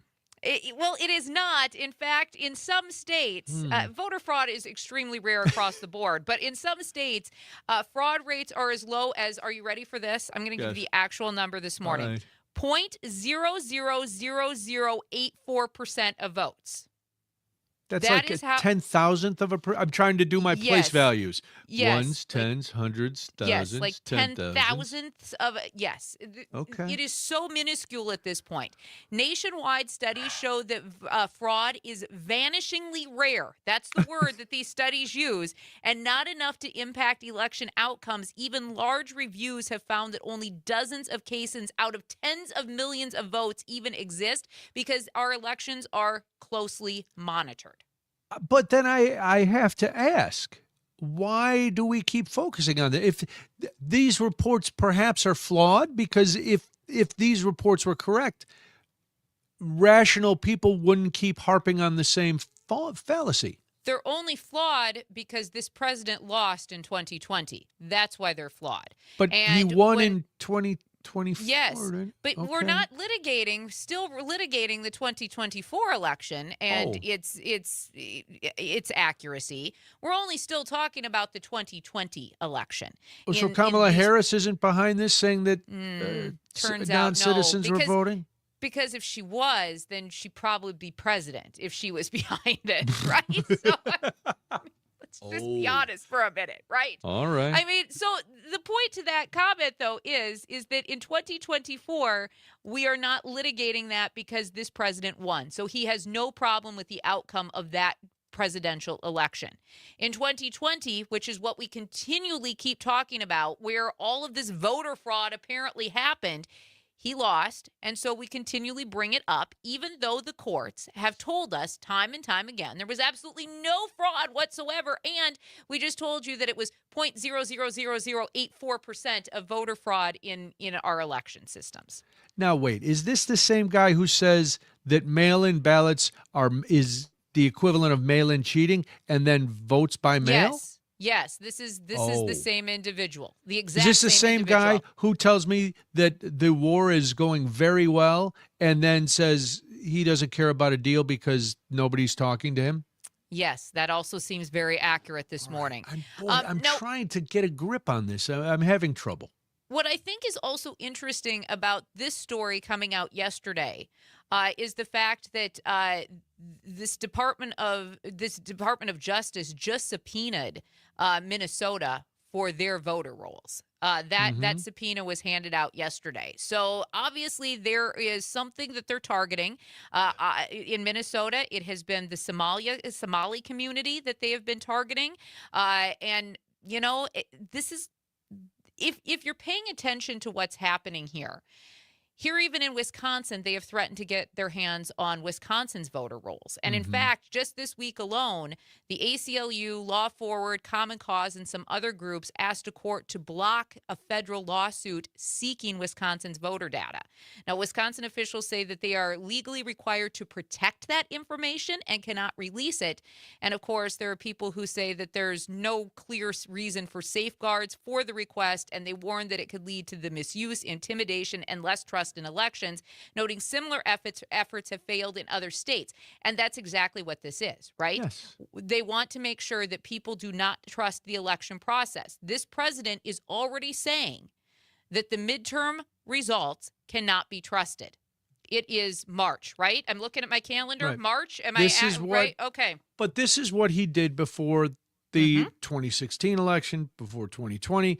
He has done this from the very beginning, and enough of his minions believe it, right? That's why you saw all those Stop the Steal lunatics running around. And I'm sorry if you were one of those people and Are we you're talking about the triggered guy that I in called you. Racine?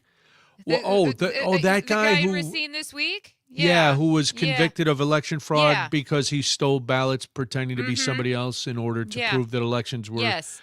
Oh, yeah. We're talking about those kind of folk. Okay. And, all right. I'm just making sure we're all on the same page here this morning. Yeah, sometimes it seems like we are in bizarro world because we lay out the facts and it's like none of the facts add up. Nothing is as it's told to us. Nothing is as it should be. Nothing is right. And that's the problem.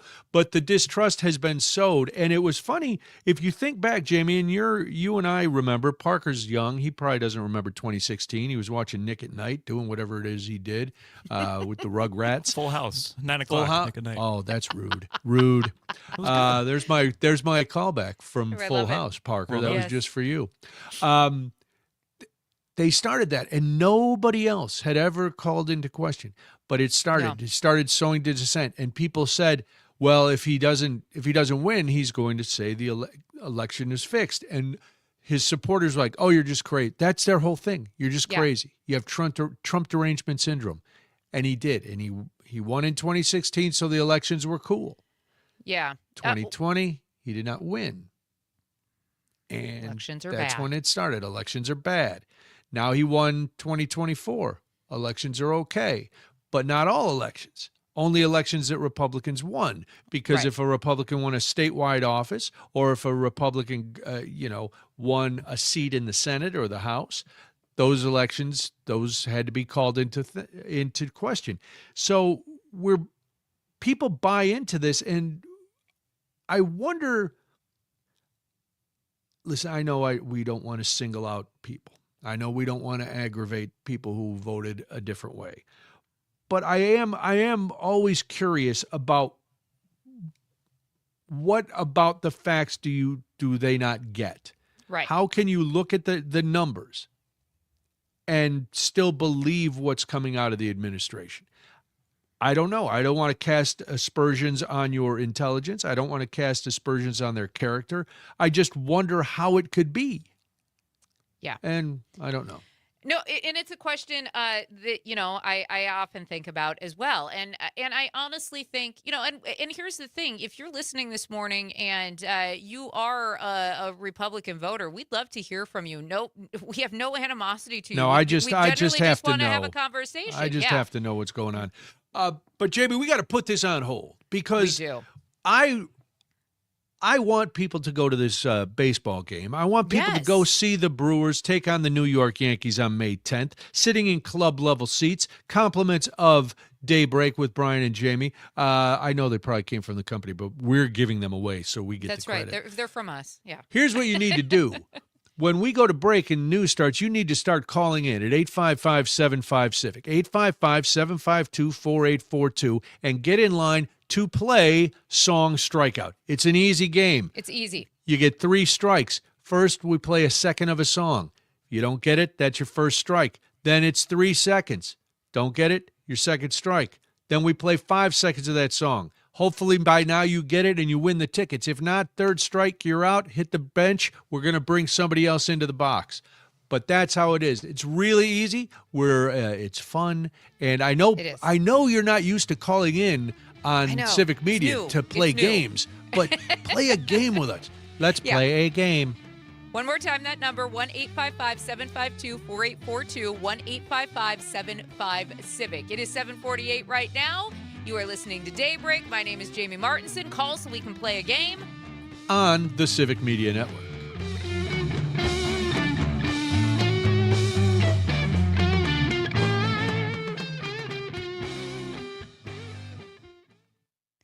It's even a new caller. That's That's nice. what we like to see. Oh, I have All right. to check who it is now. Listen, and you guys on the stream, we appreciate you Yeah, watching. call You too. can You can call call too. I know if you have a computer, I know you have a phone. Yeah. So, And we know you might be but we're busy or watching tied the up. stream on the phone. Well, I don't know. Multitask. What can I tell you? What can I tell you? Oh, it's a fun game. It's easy. It is an easy game.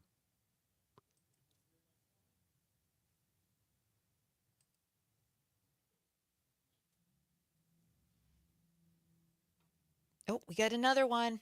All right, good. Let's line them up. Line them up, Parker. The batting order is coming in hand nice here. Perfect. Our very leadoff man smooth. today from Nina. We're very smooth with our baseball references, too. Oh, yes. Oh, I love it. Joe from Nina, It's gonna Drew be from great. Watertown. No, I'm glad everybody wants to play. Yes.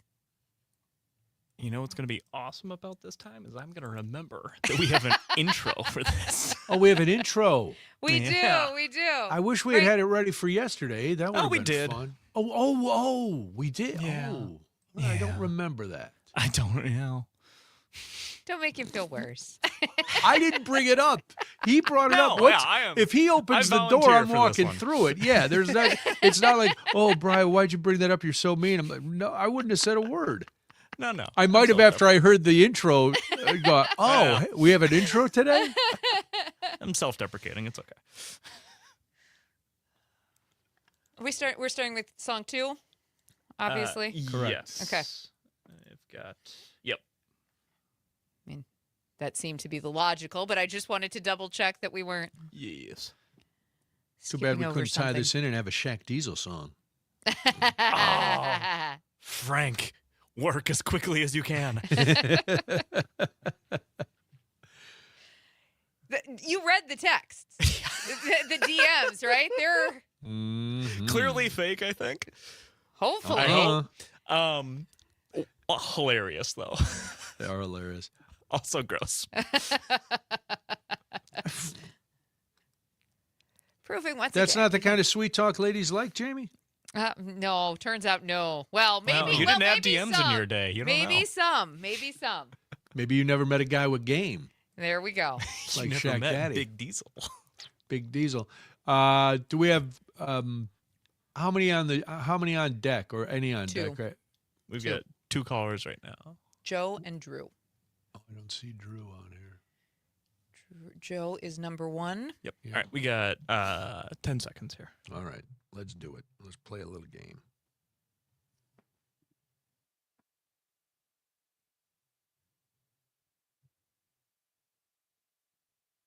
Batter up! It's time for a game of Song Strikeout. Here are your hosts, Brian Noonan and Jamie Martinson. It's 7:52 right now. It is time for Song Strikeout, and we are so excited to hopefully give away this pair of Brewers tickets. May 10th, AmFam Field. The Yankees coming to town. You get those club seats, Brian. It's going to be a good time. Very nice. It's an easy game. Here are the rules. We're going to play 1 second of a song. The contestant will have to guess the song and the artist. You need both song and artist. If you get it wrong, well, that's strike 1. Then you'll get another pitch. You'll get 3 seconds of the song. If you still can't guess, well, that's strike 2, but we will then give you 5 seconds of the song. If you don't get it after 5 seconds, that's strike 3. You are out, and we move on to the batter on deck. Remember, you need to have the song and the artist. All right, coming into the batter's box now, our first batter is Joe from Neenah. Joe, welcome. How are you? I'm doing great. How are you? We are excited that you're on deck. What do you do in Neenah, Joe? Well, I got the day off today. Oh, I nice. got flex hours at my job. We got them all in on by Thursday and get an extra day a weekend. Oh, Perfect. And what kind of job is that? That sounds like a good job to give you all that time. Machining. Oh, all Machining. Right. All right, Okay. very good. Yeah. All right, Joe. How's your musical knowledge? It's very wide. I listen to plenty of radio. I'm guessing this is all 90s hip-hop songs, right? 100% nonstop, because That's right. we're actually switching format after this game. Yes, We're going yes. all 90s hip hop because Big Daddy all DJ Shaq. Brian is Yeah. ready to drop some tracks. Yes, Joe. So you understand the rules. We're going to give you 1 second of first, and you get 3 strikes, and hopefully you're going to see the Brewers take on the Yankees. Joe, are you ready? Ready to roll. All right, the windup and the pitch. Okay, that was 1 second. 5 Any idea seconds. what that is? Joe Cocker, Life is a Highway. No, that is incorrect. Strike 1. All right, All right. Parker winds up. And the pitch. Ooh. Any idea? Red Hot Chili Peppers, Californication. Yes! There it is. Yes! That Oh is my it. gosh! Congratulations. Congratulations! Joe, you are going to see the Milwaukee Brewers take on the New York Yankees May 10th. You're sitting in the club seats, and these are nice. Congratulations, Joe. That was very good. I was thinking after you had said you listened to a lot of radio, I'm like, I was like, I oh, knew he's you gonna heard get this this. song. I knew you heard Knew this you were one. going to get this one. All right, awesome. Excellent. We need you to hang on the line so that Parker can get some information from you in just a second, all right? Thank you so much for calling Will in. do. Congrats, And Joe. Congrats. Thank you. Thank you very much. Have a good time Enjoy at that the game. There you go. Wow. Wow. Look, now that's both days. Maybe Frank made this game too easy. We're Yeah. giving both times our first batter drove Right. one down the line and got in. So that's Yeah. that is excellent. Good. Either that or they're just really, really smart and they know their music really, really well. Could be that too. Yeah. It's see, the trick is having to do both the group and the song, because there's a lot of Yes. songs I know the group Right. who did it, but I don't know the exact title because I just Right. call it whatever's in Yeah. the chorus. I go, oh yeah, that must be the title of the song, right? That's And sometimes no. those artists are tricky, right? Like they can't they change things Yeah. up just a little bit. They They take get in their one own phrase way. out of it. They do. They do. Just come on, don't be so clever. And I got to tell you, I was so excited to see the Red Hot Chili Peppers on this list. I mentioned it yesterday when we were all talking after the show, but my kid is a drummer, so the Red Hot Chili Peppers are a major part of his vernacular of drumming. So Californication, Danny California, those were all songs that I have listened to Okay. so many times. He didn't do Under the Bridge? He did not. No. All right. He likes to be able to do a really good hard fill in those songs. So. Did you see Flea has released a jazz album? Yes, I did. Yes. I love Flea. Who doesn't love Flea? I love Flea. I think he's fantastic. I'm just trying to figure out when the Red Hot Chili Peppers get too old to run around on stage without clothes. Well, once you start getting that dad bod, they still have the heroin chic rock star Do bods. they are fantastic in concert, by the way. I've never seen Red it. Hot Chili Peppers, again, one of Dexter's favorite bands. So when he turned 18, he wanted to go see like a real concert, not ones that, Corey and I drug into over the years. Not Hannah So we Montana? No, we didn't. No, he wanted a real concert, his music. And so we surprised him for his 18th birthday with tickets to see the Red Hot Chili Peppers in nice. Minneapolis. And so, and then he was like really embarrassed that his parents were going with him. And we were like, dude, we're not missing out on the Red Hot really. Chili We Peppers. like them too. Would you like You should have to bought wager- him a ticket in one section and you guys in another Yes. section, so you Well, can let- pretend you're by yourself. Since we're talking about bets so much this morning on this program, would you like to wager how long it took before Anthony Kiedis ripped off his shirt in that concert? 3 bars. Oh, it was literally, I think Flea hit the first guitar string and Anthony Kiedis' shirt flew into the audience. shirts are very restrictive. Sometimes during the show, I just want to rip mine off because I need to gyrate. Thank you for not. Listen, I know it's a radio show, but like we are on camera. Right, and now we have enough. Now we have enough likes on Facebook. We could stream there too. We do. Mr. Plow King chiming in over on our YouTube chat this morning. He says, "I think their chili peppers might be from California. You never know from their songs." Obviously, noting the sarcasm. They are very enigmatic, Mr. Plow King. You are correct. Well, congratulations to Joe. Hopefully, we'll be doing more games down the road. And you see how easy it is. We don't bring you on here to humiliate you. No, we want you to win. We actually want you to win. That was something I got told. I've been fortunate enough in my storied past to be on 3 different TV game shows, and I've won on all of them. But the one thing they told us we had reached a point where we were going out. We could either take a big chunk of money or we could risk it. And the producers were all like, "You guys do what you want, but we want people to win." And it's like, okay. So we took the big chunk of money here. When we give away, when we have something to give away, we want you to win it. So we're not going to make it hard for you. We're not going to make it tricky.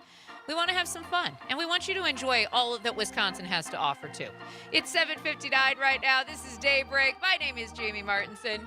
Text SHINE really quick. You have a few more seconds. SHINE for the text to win contest. SHINE.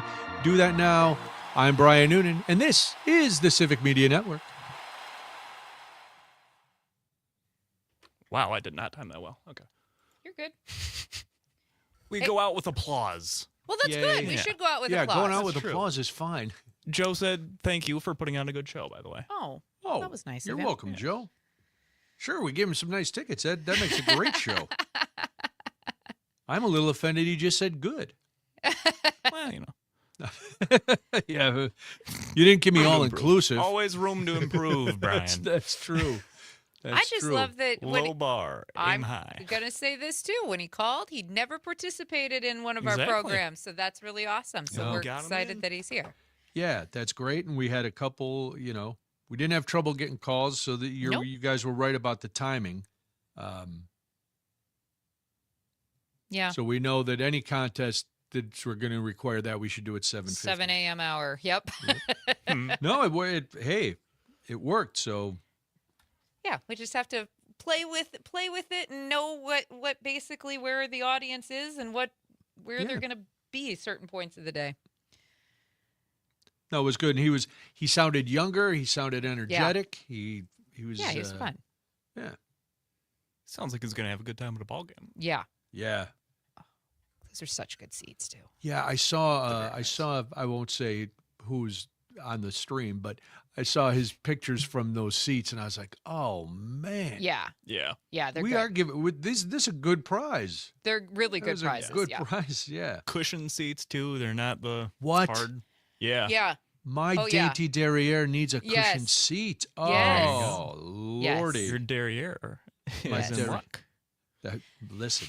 The nice part is I may wear chaps just so my derriere can take full advantage. You should. The nice part is Civic Media always has plenty of tickets, so we can do some more Brewers giveaways or other giveaways too. So good. As the season progresses.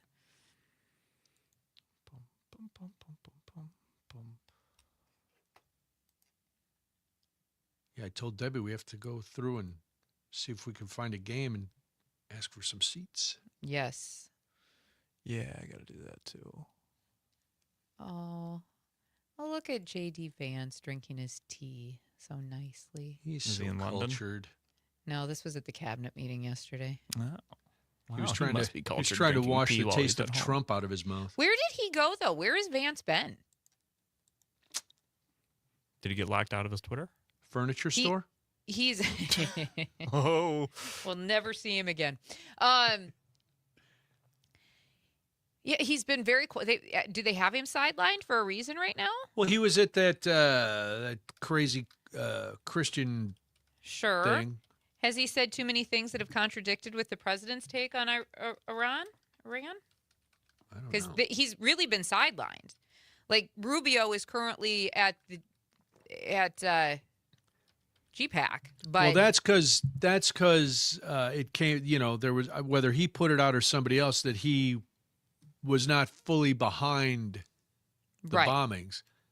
Trying to Yeah. distance himself in case Trump does get 25th Amendmented or impeached or removed or drops dead. Or here's the any of question, those. though: is Vance better?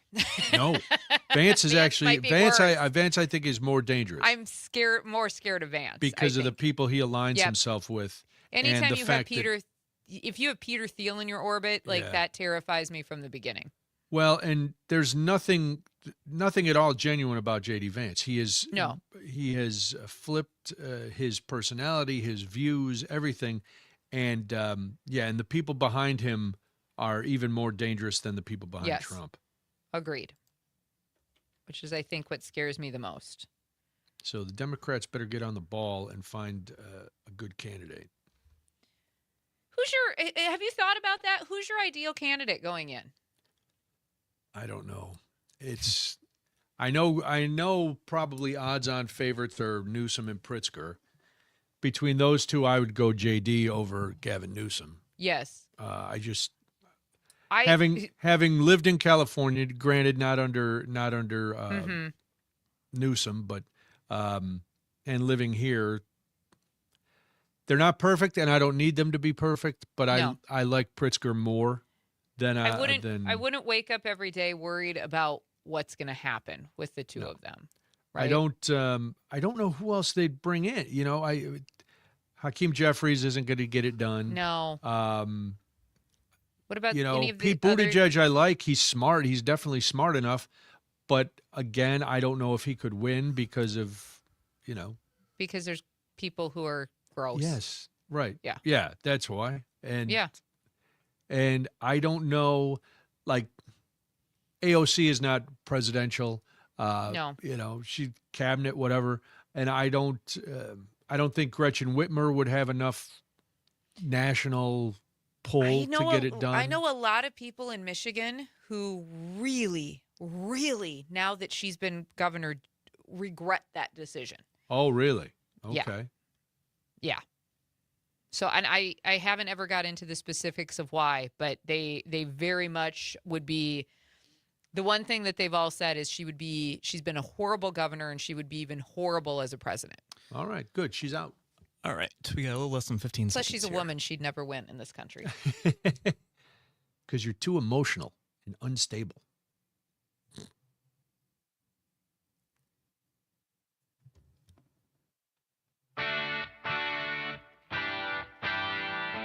Wisconsin wakes up here. Back to Daybreak with Brian and Jamie. Thank you so much for joining us this morning. Happy Friday. It is 8:06 right now. We hope that your day is off to a great start. A little bit cooler today than what we have seen the last couple of days. A little bit of a warm up towards the end of the weekend, but my oh my, the sun is certainly bright and shining in this part of Wisconsin, so hopefully it is where you're at as well. My name is Jamie Martinson. And I'm Brian Noonan. Should be a nice weekend if you want to go out to a No Kings protest tomorrow. I don't know if you guys are. I will be at one tomorrow. I had some signs made for the first one, and they focused more on the immigration. So I have to. I'm going to have to try to be creative tonight to come up with a sign. I need a sign that is going to humorously get my message across. That's one of my favorite parts about these No Kings protests is people in this country are crazy, crazy creative and come up with some amazing stuff. I always think, we all like to think we're creative, and I think I am, but then I am like you. I go, there's a lot of really creative, funny people, and, they're pithy on their signs. Yes, I love it. I love it. We've got to have a little humor where we can find it in this current state of time. So if you have one of those signs, well, I'm and all about them. it also gets people to notice them a little more. If you just have, F Trump on a sign, that's falling on deaf ears. But if all of a sudden people go, what? Okay, and Wu-Tang is for the children. That was my favorite from the very first first one. I'm like, how'd Wu-Tang get pulled into this? But I'm glad they did. I always like it when Wu-Tang gets pulled in. Bring Wu-Tang in. It is time, Parker, because yes, there are marches tomorrow, but there is some other you need to know. Yeah. It's a wake-up call in more ways than one. Time for some you need to know. I can't believe they're playing that kind of obscenity on this network. That is. Oh, come on. my We're all goodness. thinking it. Yeah, exactly. So, and isn't that what people who voted for the administration? He says what people are thinking. Well, Right. so do we. So are we. We just, Brendan Carr's FCC is watching, so we can't really say it. Anyway, here we are. Some stuff you need to know. The Senate early this morning approved Homeland Security funds to pay Transportation Security Administration agents. That's the TSA for the less wordy amongst us, and most other agencies. But it did not fund the immigration enforcement operations at the heart of this budget impasse that has jammed airports, disrupted travel, and imposed financial hardship on workers. Hopefully, it starts trickling down quickly, and a lot of those TSA agents who have been calling in sick come back today because it's payday if you are a TSA agent. The deal, which was approved by the Senate unanimously without a roll call, now goes to the House. Mike Johnson better not slow walk it. It's expected to be considered today, because if not, hey, guess what? They go on vacation for 2 weeks. Senate Majority Leader John Thune said, we can at least get a lot of the government opened up again, and then we'll go from there. Obviously, we still have some work ahead of us. The deal did not include some of the constraints, or any of the constraints, really, that the Democrats have demanded as they sought to rein in Trump's mass deportation agenda. And Chuck Schumer said that the outcome could have been reached weeks ago, and vowed that his party would continue fighting to secure Trump's rogue immigration operation, and that does not get more funding without serious reform. So I agree with Chuck that it could have been handled a while ago. This takes some ammunition out of the administration. They can no longer blame the Democrats, because this was unanimously voted on in the Senate. And, of course, we can't forget that the president was the one who has turned down, and the Republicans turned down 7 different bills from the Democrats. So let's not throw too many roses. But if you are a TSA agent or in FEMA or with the Coast Guard, you're getting your paychecks. So I'm happy for you. That it's all good news on that front.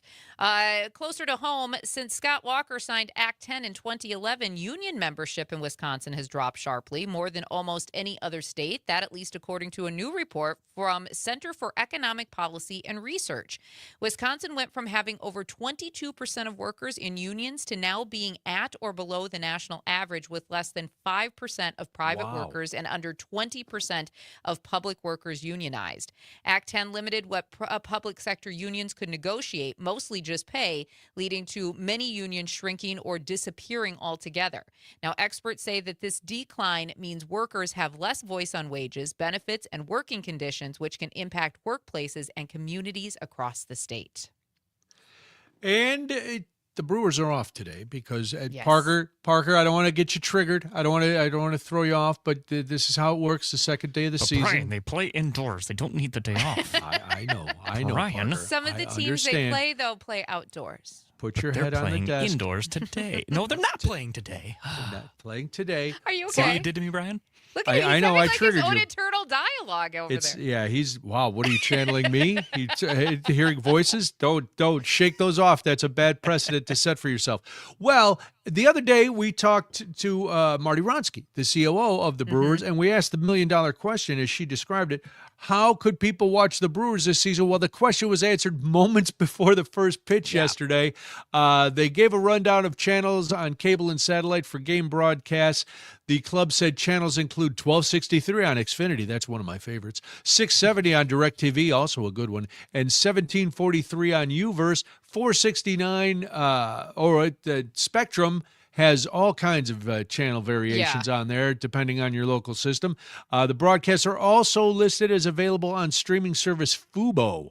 I've never heard of Fubo, but they offer we've tried the free trial with Fubo. So anyway, how is Fubo?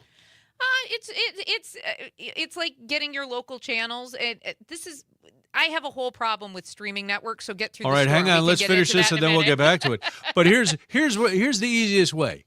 Go to brewers.com/watch. You'll get a full list of everywhere you can watch it. You can always download or get the Brewers streaming service, which was $100 for the season. You get all the games and all that other stuff, but you can still watch it on however you get your TV. You can still watch it on TV. So Good news for Brewers fans. Bad news for Parker because today he has to just watch, I don't know what are you going to watch, slap fighting? ESPN The Ocho? Slap fight. That's a good idea. Slap fighting is cool. Have you ever watched slap fighting? Oh, I watch slap fighting, yeah. Yeah, slap I'm a fighting's fan. all right. Well, we know what Parker will be doing the rest of the weekend. You want to start an inter-show league? Well, that's why I'm growing out the beard to give me a little cushion for when You better fight. hope that beard is made of titanium because I bring the heat. I know you do. Big Shaq has game. If you know. All right, what's your beef with streaming services? Except that we all have to have 1 million of them. We do. That's my beef with them. That's my beef with them because these were supposed to be essentially a way of bringing the cable bill down, right?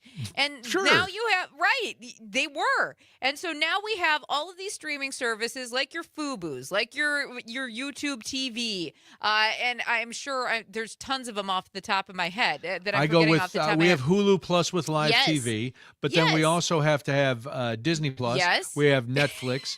We have Paramount Plus. We've got Peacock.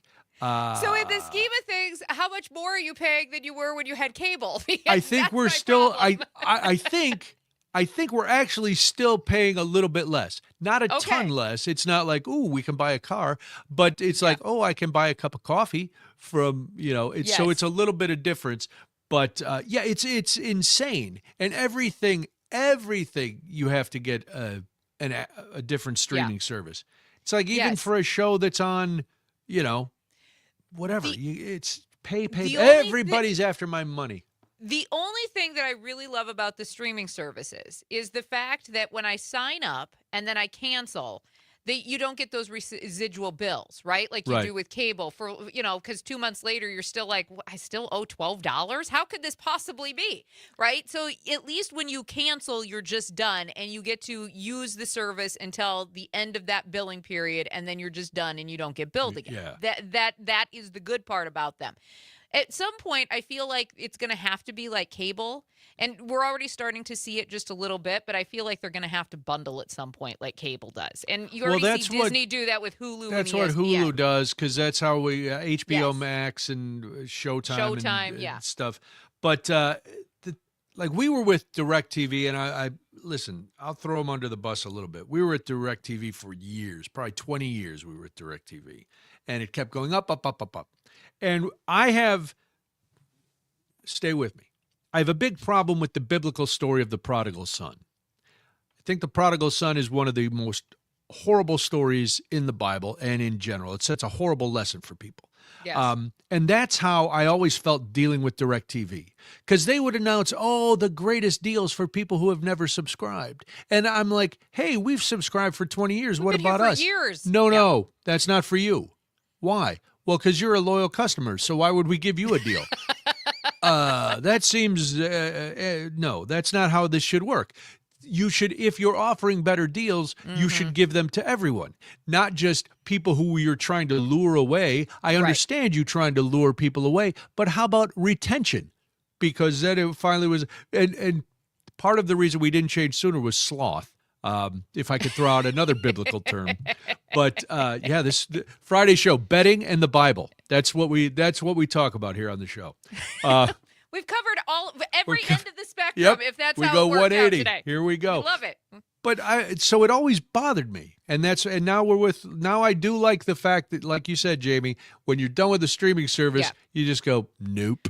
Or if you just want to watch one thing on it and go through a series or something and you know that it's brand new, you can sign up for just a month or two and then you can just be done with it. So that there 1 are week those free trial. Right. There are those perks to it. I understand that. But it really is maddening because at the end of the day, you look at your bill and you're like, I'm actually not really saving as much as I thought I was going to. Now, I will tell you that we don't subscribe to any of the streaming services that have the live channels because we have an antenna, we do. We have an antenna, and we love our antenna. It's great. It's a digital antenna.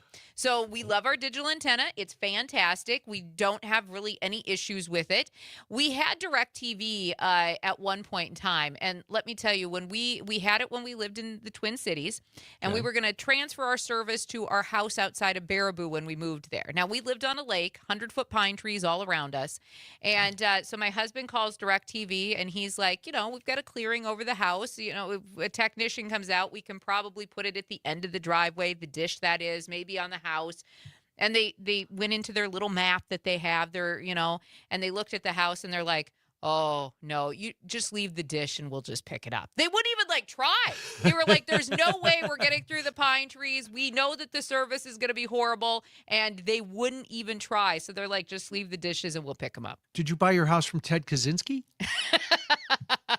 No, we bought it from a very lovely couple. It was a for sale by owner home, and it was their dream home that they bought or they built. But they refused to get rid of any of the trees that were around this particular home because that was what they loved about the land, and it was literally hundreds of foot of pine trees. Nice. I'm seeing this text from Roger. Roger, yeah. Says his dad cut DirecTV 6 years ago, switched to over-the-air, saved $1,500 in the first year. Yeah, that seems about right. It doesn't surprise me. When you look That's at the one of those month-by-month things, billing. and they know they got you. See, and it's not just DirecTV, it's Xfinity, it's anybody. it's all of anybody, them. It's all of them. they're all the same. They're all just out for themselves. They don't care about your viewing habits, No. but they know they got you. What am I going to go without TV? I didn't have a TV in my hotel room last weekend. I went about crazy. I'm like... but you're supposed to I have to unplug talk and to you? unwind. I have to talk to you? Is that what you Yes. say to Debbie? That's what Corey always says to me. Now we have to talk or something. No, that's what phones are for, Jamie. All right. Listen, when we come back, there's more about bipartisan bill. Oh, Private to actually help insurance? people. Yeah, this Weird. doesn't sound right. I don't trust it. But No. this is Daybreak. I'm Brian Noonan. I'm Jamie Martinson. It's 8:19. This is the Civic Media Network.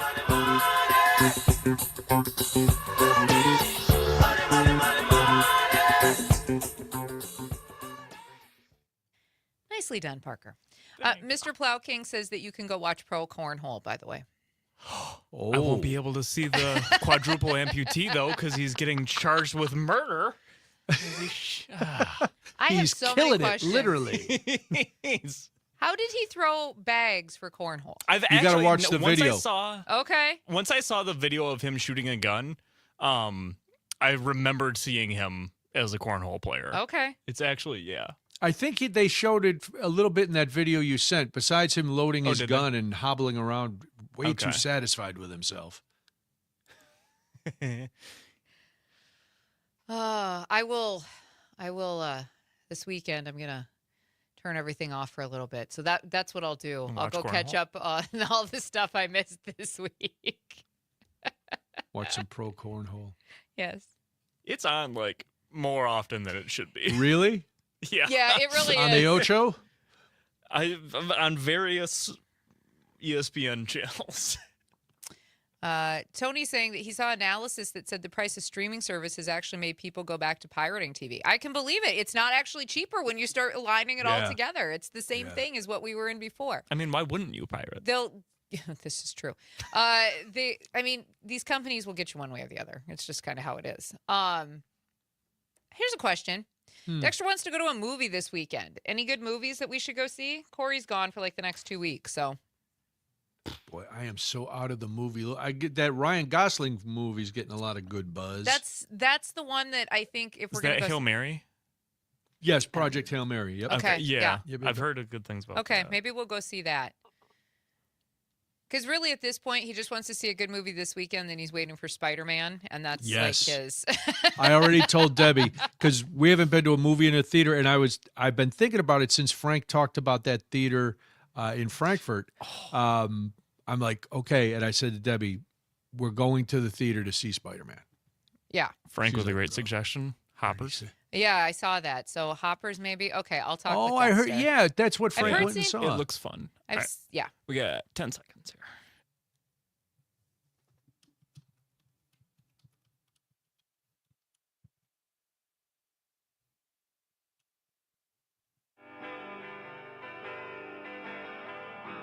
Fairly solid and better than expected. It's Daybreak with Brian and Jamie.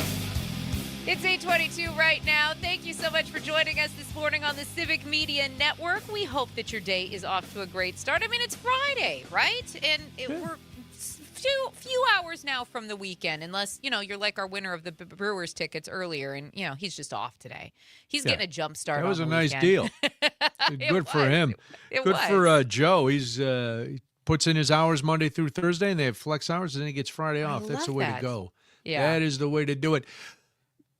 This is always nice when we can say, hey, there's a bipartisan agreement among senators, and this is a disparate group of senators. Jean Shaheen, Raphael Warnock, Susan Collins. I didn't think she was able to make a decision on anything.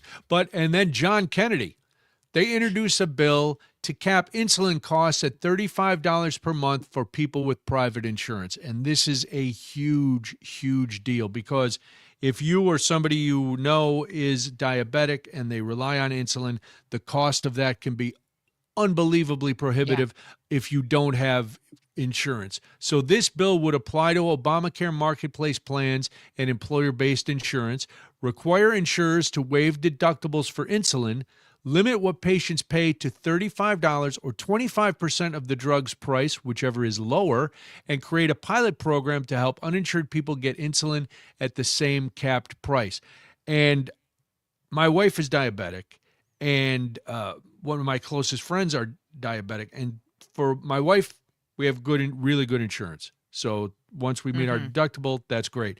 My buddy was between jobs, and his insulin was so much that he was like trying to find people who had some extra that they could float him until his new job's insurance kicked in, because it was no one should have to make that decision on a drug that they need to stay alive. They gotta have that insulin. You have to. Right now, only Medicare patients actually have a nationwide $35 cap. That's the biggest change here. That was from the 2022 Inflation Reduction Act. Thank you, President Biden, by the way. While people with private insurance can still pay much more, sometimes $60+ a month on average. And that's, again, if you're insured. The goal is to make insulin more affordable for the roughly 40 million people with diabetes, many of whom rely on the drug, as we just said, to essentially survive. Lawmakers say this bill would close that gap between Medicare and private insurance coverage and make pricing more consistent across the country. Experts are warning that insurance companies could raise costs on other medications to make up for the capped insulin prices. I mean, here's the thing about insulin, too. Why is this such a debate? This shouldn't be a debate. There are 40 million people, as I just said, who rely on insulin to regulate their diabetes and to help them stay alive. And yet this has to be a debate about, well, should we make it affordable? What? Yeah. Just do something. Go do something. Like, I don't know why this has to be a constant conversation among our legislators about, I mean, like, I imagine them sitting in a room. Oh, we've got all these people, millions of people who need this help. Should we actually do something about that? Nope. What? Yes, it's their own fault they got bad pancreases. Like, what are we doing? This doesn't even seem, sometimes it just seems illogical and silly, right? Like, it just seems illogical and silly that you would even have to have people sit around in a room to have that conversation, and that this bipartisan bill hasn't been proposed much sooner than this. Well, we could look back and complain that it hasn't been done in the past, which is legit, but we can also look at it now and go, all right, let's see. Now, this, the insurance lobbies are going to be working against this. Big Pharma is going to be working against this. So it's going to, and boy, I don't like thinking this way, but I do, and that's the way it is. It's going to get to a point where if it does pass, it's going to have to go to the president's desk. And I don't see him caring, being swayed. Well, he doesn't care about the American people. He's shown that basically every decision he makes. But the fact that you've got these big money lobbyists, and we know the grift is strong with this one. I don't see it going anywhere, even though this is something that if it were vetoed, it should be overridden immediately. You Absolutely. You've already been messing with people's health care because you couldn't stand the fact that President Obama came up with a plan that was not perfect in any way, shape, or form, but it was working, and it did get a lot more people insured than were insured before. And people, people didn't even know it was Obamacare because it was the Affordable Care Act. And we saw that with people who were supporters of Donald Trump go, well, I'll get rid of Obamacare as long as I keep my Affordable Care Act insurance. Oh, it's not going to work that way, Cletus. No. Yeah. That was the one thing that I think was so troubling to me is that most people didn't even know they were talking about the same thing. Yes. Right? Like they literally had no idea that if you had Obamacare, that was the Affordable Care Plan and vice versa. I mean, people didn't even realize they were the same thing. Now, to be fair to this bipartisan bill, there was one that was brought in 2023, but that failed to pass at that point in time. Now, with this particular bill, lawmakers may try to attach it to a larger must-pass bill to improve its chances because, again, they don't think it will actually make it through as a standalone bill, which also says a lot about where we are as a country. But in case you're wondering, there is no true generic version of insulin. That's why the costs of it remain so expensive. And there are some states that have taken action. About 29 have capped insulin costs between $25 and $100 per month, but this bill would create that nationwide standard, which again, I feel like is long overdue. So I'm all for this. I hope that they can pass it through a bigger bill, try to get it through as a standalone. I just hope that somebody can actually do something with this to relieve the cost for, like your wife, your friend. Yeah. I mean, that's everybody. what we're talking about. A lot of diabetics out there.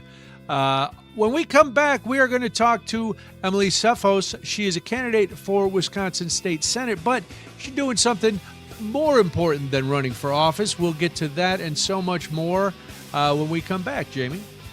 It's 8:29 right now. You are listening to Daybreak. This is the Civic Media Network.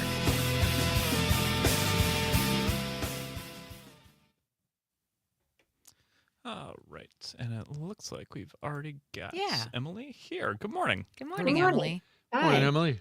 Can you all hear me? We can. Can you hear us? Yes. Great. Good. Perfect. That's what I like to hear. Thanks for having me. How are you today? I'm doing well. Just I rushed over after dropping the kids off at school. So it was a busy morning. Thanks for making time for me at 8:30.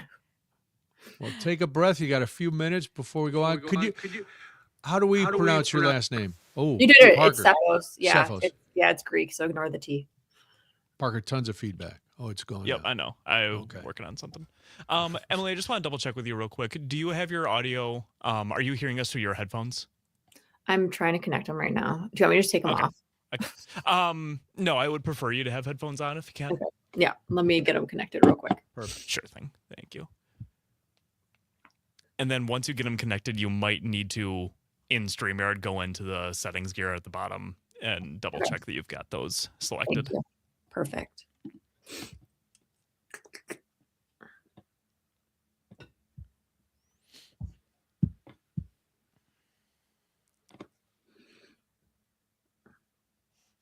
Then once you've got it set up like that, I should hopefully be able to turn off the echo cancellation and get you sounding even better. I feel like I'm always a novice at this. Sorry. No, It's you're all right. good. It's a little funky. StreamYard also doesn't make things easy. No. Yeah, no, it is a fun little platform. Look at you being diplomatic. I'm currently looking at an email from their support right now, actually, about something. So, yes, I am choosing to be diplomatic. Well, they chose this week to yes. to do a bunch of upgrades and just not let anybody know. So that's fun. Yeah. Great. Okay. Par for the course. I'm still struggling. If you can't get it, it's not a huge deal. I might not be able to. I don't know what's going on, so I'm just gonna stop messing with it because I don't want to. Fair enough. Here and have it be not working. Yeah, no, it's all good. Okay. We've got you. Thanks. I'm not the professional in this situation. So Listen, No. this program Getcha. screws us over too. It's Yeah. don't Yeah. worry about it at all. We had a very rough first week and then a hiccup here and there will come oh along. man. How is the program going? Good. Very Yeah. good. So far, so good. Love it. Love it. That's what the bosses tell us anyway. So I mean, at the end of the day, that's who Yeah. needs to be saying it. so. Right? exactly.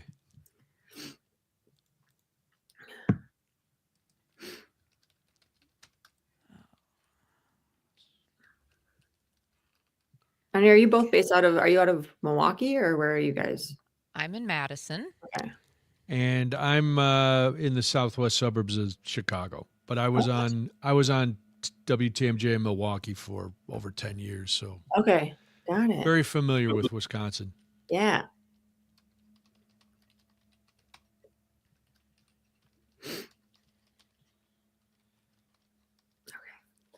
Just had to check the current donation amount. We've done Yeah. $8,300. So. Wow, nice. Awesome. Yeah. That was because the article we were reading, it was still at 1,500. So this is Mhm. Yeah. you guys have jumped way up. Yeah. It was helpful to get some local media coverage and stuff too. So generally people are, wanting to help their neighbor still, which is what fills my heart at the end of the day with everything. Yeah. Well, and I think at the end of the day, most logical people understand that people are being affected by things that are happening at a much higher level, and it's not their fault, right? Like, Mhm. if you're out of a job, it's because you're a TSA worker, that has nothing to do with your abilities or you or any. Yeah. It's Well, everything that's been happening at the higher level. Yeah. They want you to keep showing up. We're not going to pay you, but you got to keep coming Right. in. It's like, Yeah. All right. so a lot of people don't get that. We'll be back in about 20 seconds. Emily, I'll give you hand signals for how many minutes we got left when we get down towards the end. And if you start to hear music towards the end, it means just got a couple seconds left, so we got to wrap it up. Wrap it up. Got it. Awesome. Thank you much. Mhm.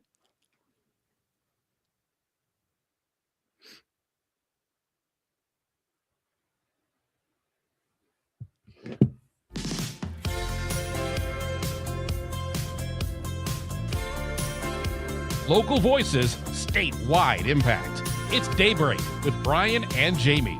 Thank you so much for joining us this morning on the Civic Media Network. It is 8:35 right now. My name is Jamie Martinson. And good morning, I'm Brian Noonan. And after 42 days, it appears there's some good news for TSA agents and air travelers as the Senate has agreed to fund a majority of DHS. That funding comes just as TSA agents were due another paycheck. Unfortunately, for the people who've been working without pay, the effects of this crisis are going to linger. TSA agents at the Appleton International Airport and across the country have been trying to scrape by, many turning to food banks to feed their families. Emily Cephos is the chair of the Democratic Party of Outagamie County and a candidate for 19th Senate District here in Wisconsin. And she launched a campaign to help the TSA agents at Appleton International Airport. Emily joins us now to talk about that and more. Emily, thanks for being here this morning. We appreciate your time. Yeah. So thanks for having me. this is not the first campaign of this type you started. You did one during the last government shutdown.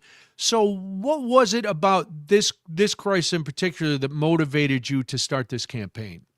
Honestly, I saw that ATW Appleton Airport put a post up on Facebook. And, it's something that I think we look at these government shutdowns and we're, in the fall, it was certainly the SNAP beneficiaries were top of mind. But looking at that, I was like, they're right here. These are our neighbors. They didn't ask for this and they're suddenly put in this terrible situation. So we thought, what can we do right now? And, this community has always showed up. And so we tried to do it again. What does that say, Emily, do you think about Wisconsin communities who step up when our government, either at the state level or at the federal level, falls short and really in some cases lets us down and disappoints us? Yeah, I think it says everything that you need to know about Wisconsinites. Like we take care of each other at the end of the day. When you see somebody, I certainly growing up in Slinger, in the Southeast, my parents taught me, like, if you see something wrong or you see someone hurting, you roll up your sleeves and get in there and do something about it. And that's, I think, kind of we don't expect anyone to come and like save the day. So we're going to pick it up ourselves. And that's what we see every time we ask for our community to show up in this way. And it's really incredible. Well, that goes to how quickly this campaign had to come together. How is it done so far?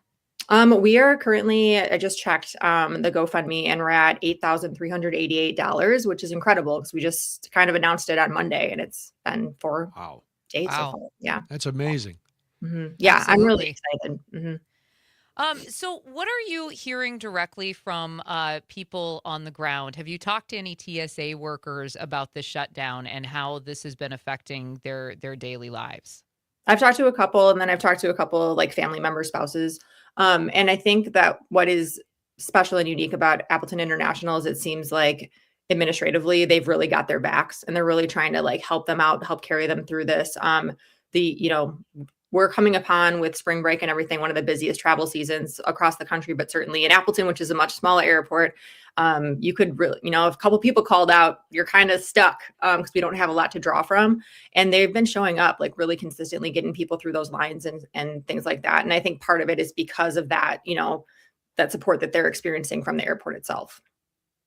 When you hear the administration talking about, if the airports aren't doing well and TSA is going, we may have to shut down some local airports, and one of the airports listed as a possible one being shut down was Appleton. What would that do to the community and to the Fox Valley if that airport were to be shut down?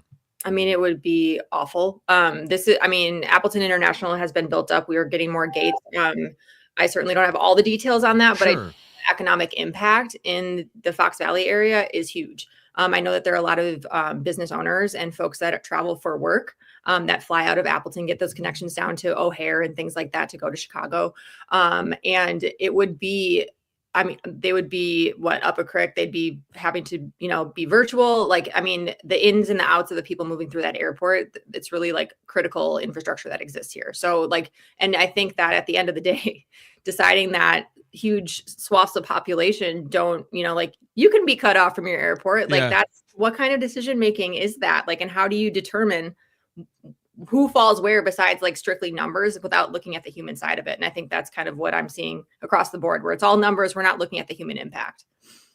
We're talking with Emily Sefos this morning. She is running for Wisconsin State Senate District 19. She's a community organizer. She's been raising funds for some of these TSA workers who have not been receiving a paycheck, which kind of leads to the deal that the Senate made in the very early morning hours, overnight, whatever we want to call it. Now, they do have plans to fund TSA. There's still a few more hurdles, but these workers have already missed paychecks. And how much does that financial hit still matter for families here in Wisconsin? And how much is still going to be needed, even if there is a deal reached? Bills don't stop coming, do they? When we're talking about this kind of stuff, they're not holding up on car payments and mortgage payments and rent and things like that, or groceries and gas, and prices continue to rise for those things as well. I think that, on top of it, these folks specifically experienced a lag of a couple months in the fall with the government shutdown. So I can't imagine the stress because people don't have wiggle room with their finances. And so to be out over a month and then have it we're going to pay you now, but we know that that's going to take another couple of weeks to come through. Well, what the heck are they supposed to do? I just don't understand it. And I feel awful for them. And that constant stress, who would want to do that? So even with this news, are you going to keep the campaign going? And if so, how can people get involved? How can somebody donate, help some people out? Sure, I would. There are things popping up everywhere. So if you're listening from other places, certainly look into what your own local airport is doing. This will be open for at least another week because these are lagging, but we are going to start drawing funds so that we can be delivering those gift cards that we wanted to deliver to them. And I think that I would just encourage folks to look into your local stuff. I've got my GoFundMe link on all of my social stuff. But contacting your regional airport is a great idea wherever you are. To kind of zoom out of this just a little bit, because I know you've been involved in the political realm for a long time in your area. What role should our state leaders really be playing right now when these federal decisions start affecting our local workers, or when we start talking about local closures like we were potentially for Appleton or even Dane County's airport? I mean, in my mind, I'm at the end of the day a private citizen, like because I don't hold Yeah. elected office. But I think that what I'm, looking for and what I'd hope our leaders would be doing is seeing a problem and then using the platform and the pulpit that they have to, call on people to do the right thing. And that is putting pressure on those that need to be, but also like alleviating that crisis that exists for their constituents. I haven't I've sort of been a little disappointed in the fact that we haven't seen more of this. This is a pretty low stakes effort, and people want for it. So I think that there's certainly, we're told not to politicize things, but I think there's a difference between showing up in a moment of need and calling for accountability. And I think we need to do both. Like, I think that we need to not just point fingers and malign somebody else. I think we need to say, here, from my point of view, here's what's happening. But regardless of if you agree with me or not, this problem exists. These people are being unpaid. They can't make their rent or whatever. We're gonna show up for them. And I would love to see more of that, because I think like what we need to acknowledge and remember is that community service is not a replacement for good governance. Like at the end of the day. Well, you're a private citizen now, but you're trying to change that a little bit. And people can go to emilyfordwi.com and find out all about it. But it sounded like you were laying out part of your platform.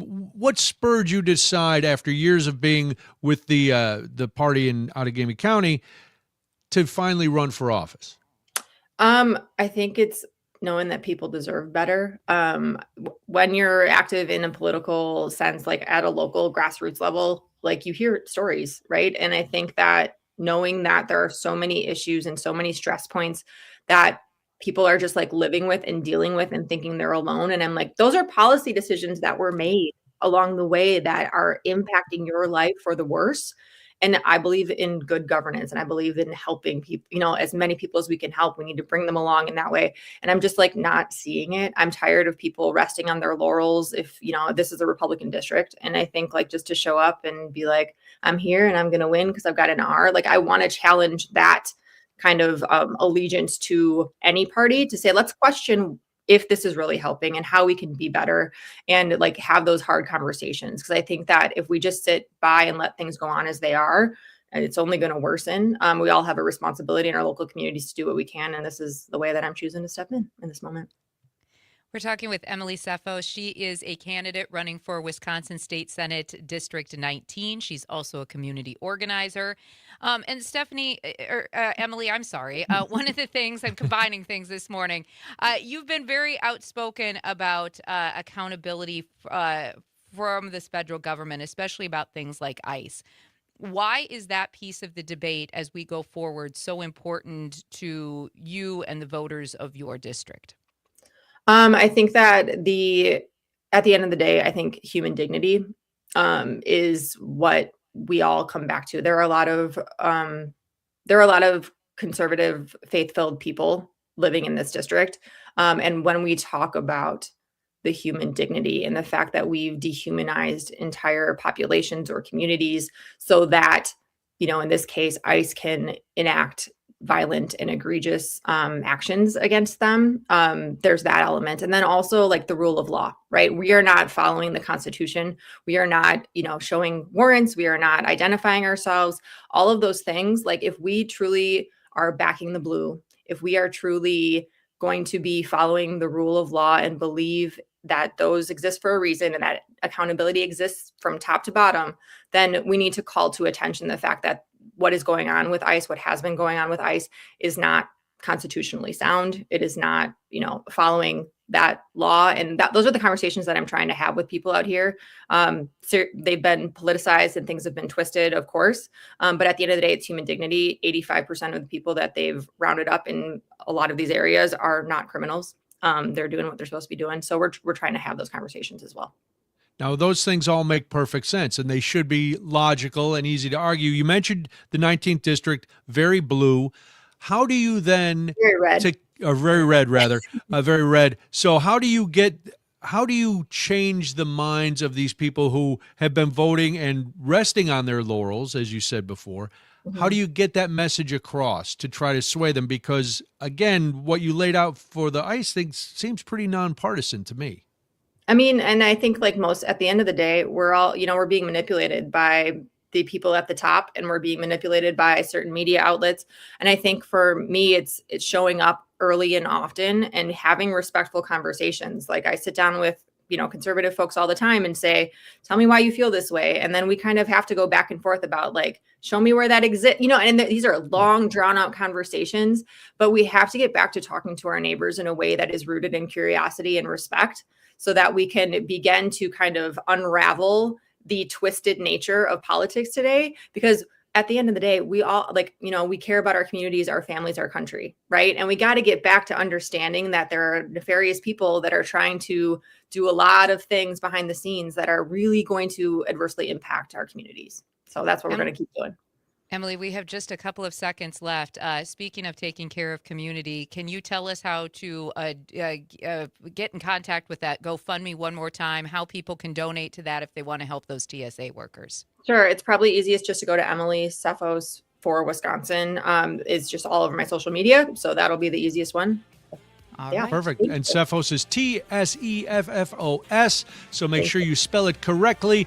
Emily, thank you for being here. Good luck with the campaign, and we appreciate your time. Have a great weekend. Bye. Bye-bye. All right, when we come back, it's Dairyland Diaries. Yes, we're going to end the week with some happy news. Why not? It is 8:49, and we got another 50 seconds, don't we? Why do I always get this? No, we're done. No, you're all right. Do I need to stay on at all, or are you guys ready? What's that? You're good to You want go. me to log off? I never know if I have Oh, to no. stay on for a thing. Nope, No. we're good. Thanks, We're good. Emily. Thank Have you, a great Emily. We weekend. appreciate Bye-bye. it. Yeah. Thank you. I don't know. I'm sleep deprived today. At least I got No, you're close. You're good. Yeah, you're fine. I got close.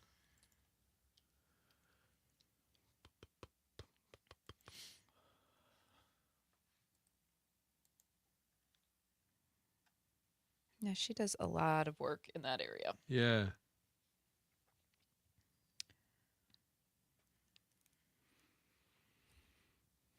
It must be comforting for some of these politicians to go, well, like she said, I have an R. I'm going to win. Yeah. Well, don't you think that's what Well, that's what part- they've part always of banked on? Yes, exactly. Well, That's it's what also they're why most of most politicians, career politicians, like when I think about Evers not getting a lot of support for gerrymandering, let's say as an example, even from the Democrats, right? Yeah.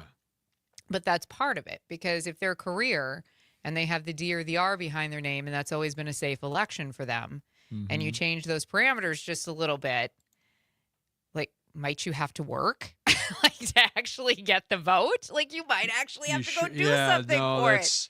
Yes, you have to Crazy. prove why you should keep your job. Right. You have to We would- justify your position. We wouldn't want to do that.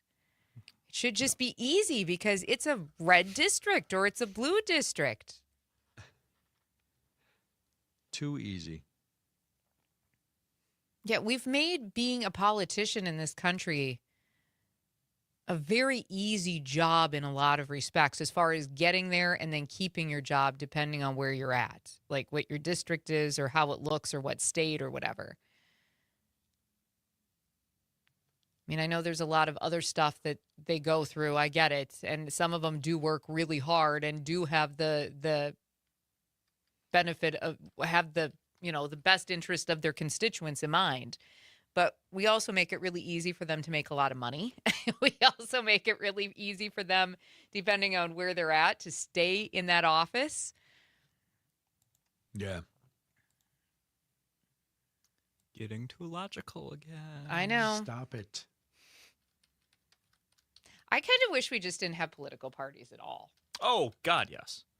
I think that'd be, I just wish we were all independents. If like I had a genie in my bottle and I could go poof, like there's no more political party. You have to actually vote for the person that's best, which is why I think ranked choice voting is awesome.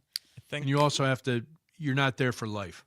Right. This is not an endless cycle at the trough. Right. 10 seconds or so here. I say more than two parties, a parliamentary system, perhaps.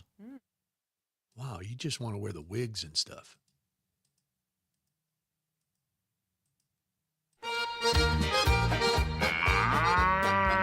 We're going to milk this for all it's worth.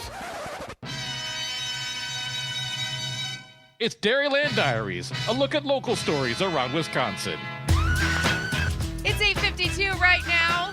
Thank you so much for having us on this morning. It is time for Dairyland Diaries, and this is such a fun part of our week because we get to zoom out of the politics, just take it, throw it all away for just a few minutes, and talk about the good stuff that makes Wisconsin, Wisconsin, right? Yes, there are a lot of good stories around the state. Sometimes they get short shrift because we're talking about the other things.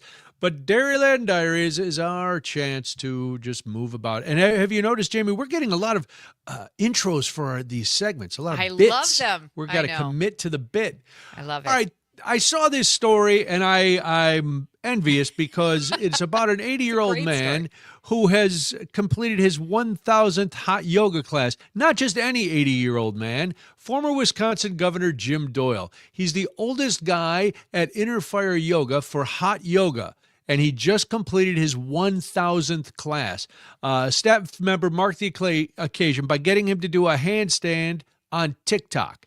Now, those are all words that shouldn't go with 80-year-old man, but they did, and or they Jim do. Doyle. or yeah, I don't know Jim Doyle. I know he was the 44th governor of Wisconsin. He was a Democrat. He was governor from 2003 to 2011.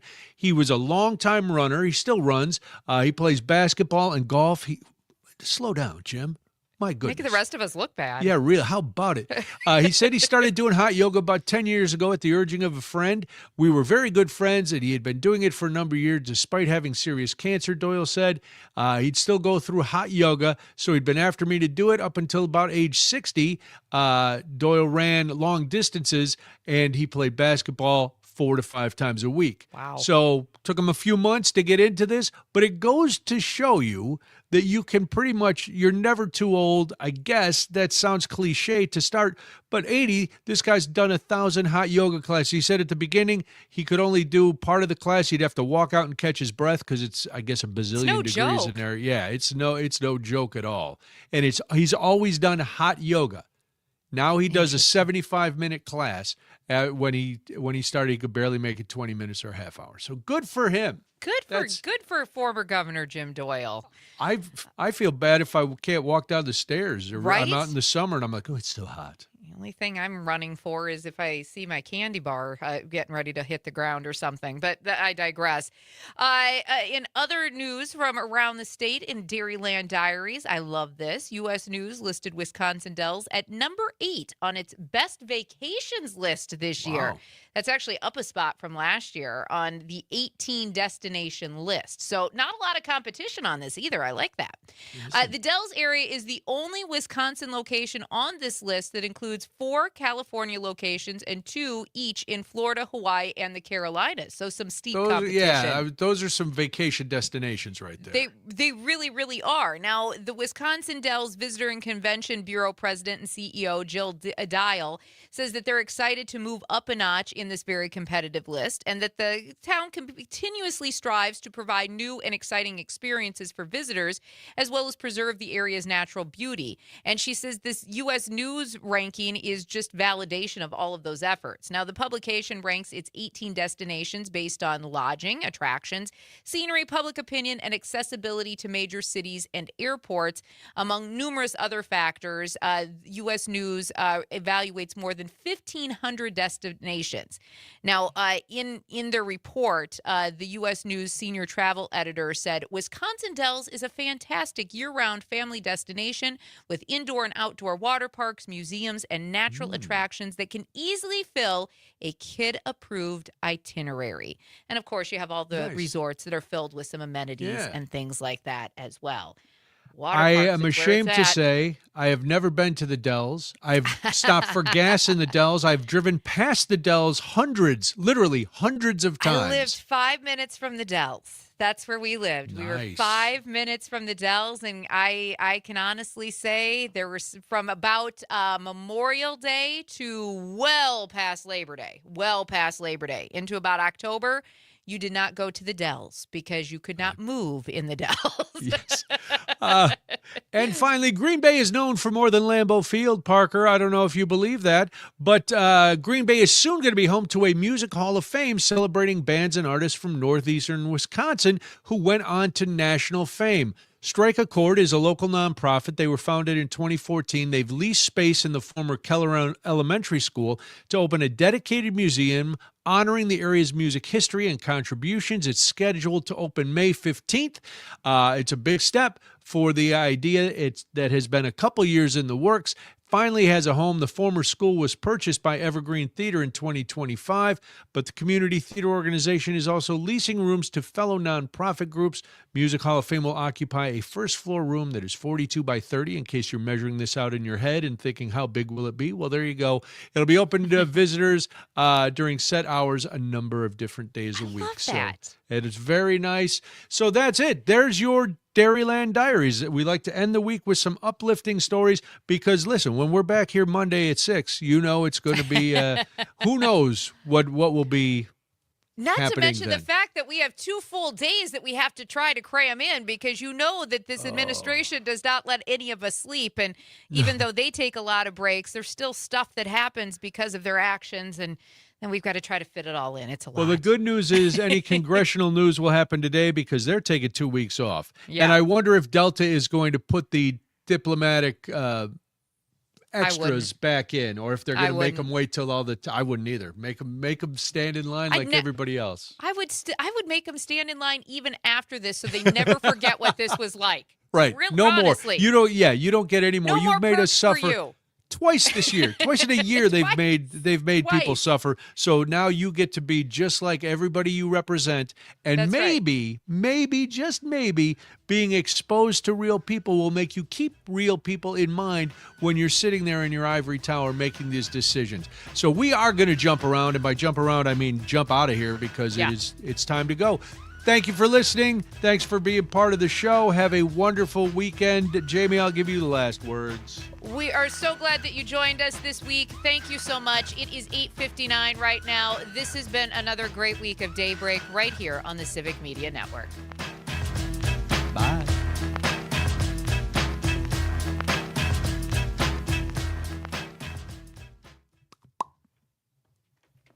All right, live stream. Hope you guys have a good weekend, and we will see you on